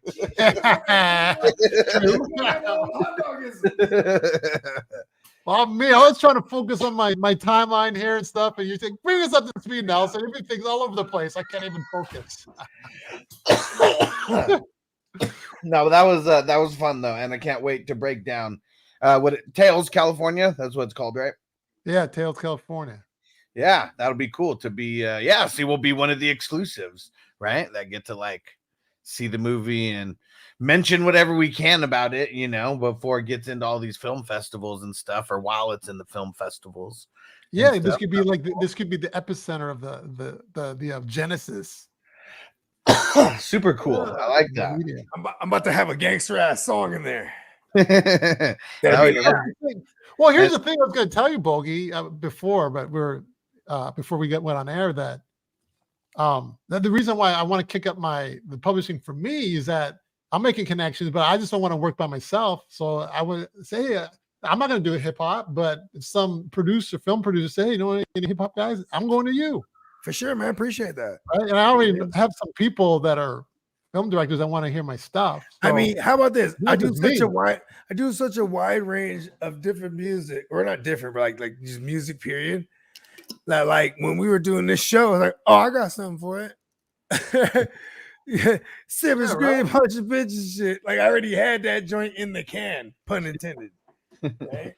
So Bogey, once I do just a couple Okay, thanks, Yana. copyrights and publish it. Once I get my feet wet, then it's on, because I'm right now I'm in the dark, so to speak, because I haven't even done it once. So once I do it once, it's going to be much easier once I go ahead. Just like she was talking about that random dude who's doing the score for them. It's like you're just like the possibilities, right? Because like if you know how to see what I'm saying too, and he had his shit posted on a publishing free forum, right? Yeah. So then that's how he was found. So just consider that too, Nelly. You know what I mean? Because as a musician yourself, you're gonna jam out all the time. Imagine that, like your jam out sessions, you could just record them and you can put it. You never know who's gonna fucking like the way they can use it for free, even. You know what I mean? And that's the free aspect of it. How would you get paid? That's the questions I got. That's the thing, though. Like that could be just. It's almost like you don't get paid off the free shit, but it's your name is on there somewhere, right? Like, you know what I mean? Yeah. Which could, like in this case, with the person they hired for the score, you know what I mean, or to do the score for this one. Right? Here's my question: isn't there platforms where it's publishing, but they pay you? Oh, yeah, I like the song. Yeah. Wouldn't pay you? Yeah. Bogey was just saying that's another avenue that could potentially be used with your just whatever when you whatever jam out. Yeah, imagine that you jam out, just start recording them. You know what I mean? Like, you know what I mean? Because you'll never know someone might use it. If you weren't going to do anything with it anyways, why not throw it up there and see if someone does? Think about this. It's the opposite. Whatever they call whatever's the opposite, the audio version of B-roll, right? B-rolls is like, just like I appreciated that in this film. You know what I mean? Just when he's doing a narration, he's doing a little B-roll, this little quaint town, right? Yeah. You know what I'm saying? Like,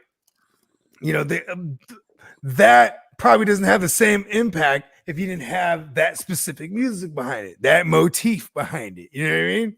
Yeah. That's like, you know what I mean? But who is this? This one in this case was tailored to it, right? But like, who's to say someone might not be like, hey, I'm looking for this free shit, like Jen was looking for some free shit, and like, okay, we're gonna use this. Then it's like, hey, I like the dude who made this free shit. Let me holler at him. You know what I mean? I got a gig from. You just never know. Like, what happened with Christine, she's a film director. She wants to use my stuff coming up in March, right? Mm-hmm. And she went on these sites and she goes, I can't find any music I like. And I sent her some stuff. I like your stuff. Right. Bye. So she a lot of them do get on those platforms. Because if you think about it, to know a musical artist, if you don't know them personally, then you gotta pay for the stuff, Well, where else are you gonna search, right? Like, I mean, that's like kind of it, right? I mean, I know there's a whole bunch of like paid places and things like that, but why wouldn't you scout? I mean, they're scouring the free stuff to see if they like something, and then a lot of times just hiring that person, whoever made that thing that they like. That's what I would. Even though they hear it for free, they say, "Okay, we like this one song, let's see what else." I mean, there's been a lot of instances where like people have like a YouTube show, and then they go to the publishing free joints. And then when their show blows up, they've been using this beat for their fucking intro. And they're like, I want that. You know what I mean? And then they go make it theirs by paying for it. You know what I mean? Publishing it themselves. Okay. Yeah, because like the only thing I didn't want to do is put myself out there and someone claim that it's theirs. So at bare minimum, I've got to copyright everything. Yeah. You publish certain things that you want to publish and non-publish other ones, right? Stylistically, right? Like when you put out a lot of work too, stylistically, they'll be able to tell as you. You know what I mean? Becomes your signature, right? So even your stuff that's for free, you know what I mean? They know as you. They could tell as you. It's the real deal. Here's the thing: whenever there's like a dope producer like Dr. Dre, right? You'll be able to go on any beat site and then look up Dr. Dre sounding beats. You know what I mean?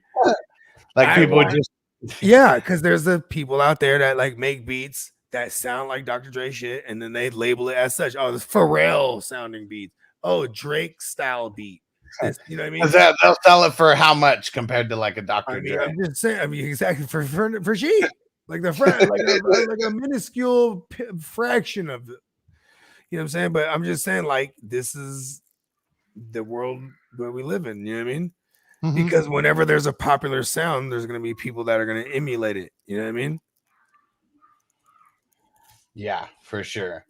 Yeah, I'm looking forward to getting my stuff out there. So first things first, I told you what I'm going to do with you. I got a couple of things recorded in my piano straight through without the MP3, and then I'll figure out the rest and we'll get it going. Nice. I like And then it. we'll start fusing like with the piano with the hip hop stuff Let's go. eventually, and then we'll have All some I- stuff. all I need is your collab piano. stuff too. All I need is you jamming out on the piano, and I'll just sample you even.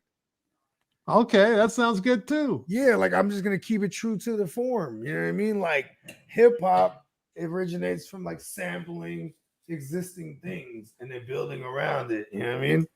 And not to say that I don't make 100% original stuff if I wanted to, but like this is just like I love sampling. You know what I mean? Oh, you can leave that up to me because all mine's original. I love all the original stuff. Yeah, for sure. And now I'm sampling some, but the way I would make the beat if I heard one of your joints, is I would sample it like I would do anything else. I'd find a nice little loop I like, and then flip it. You know what I mean? That's what I need you for, man. Because I don't do that stuff. I just do the straight up piano. Piano and movie strings, man. You're a pianist. Exactly. Yeah. I'm immature, huh? So funny. Nelson, Well, let them know where they can find you. yeah. You can find me right now. YouTube. Yes. Check out my scenes on there. No music yet, but that's what we're talking about. The music's gonna come. So Paid in Full is one of the biggest things I did. You can check out my demo reel. I did a scene with Superman's up on there, Dean Cain back in the day. He was one of my favorite Superman. yeah, I ain't gonna lie. Yeah, mine too. I worked with them. So This show was really good. and then I got a couple montages on there. So Nelson Tynes on YouTube. I got a channel on there. Then Instagram, Nelson Tynes _, but Nelson Tynes will just come up without the underscore.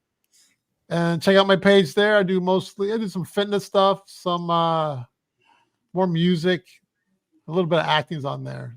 All business. It's all business. You won't see any personal stuff from me, but everything else is cool, man.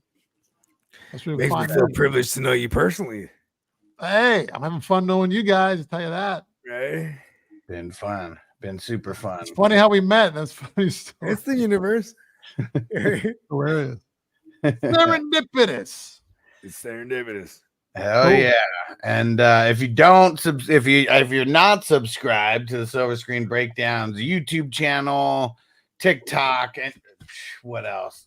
Apple, Spotify, go subscribe. Silver Screen Breakdowns. Leave us a review, and yeah, more content on the way.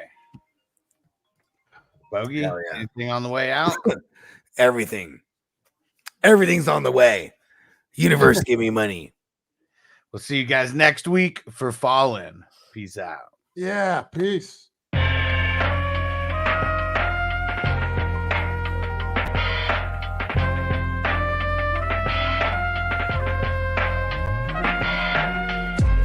Silver screen, motion picture shit. This ain't a dream, we really live this shit. Don't intervene, yo, we with this shit. That's where the most high, we the most lit.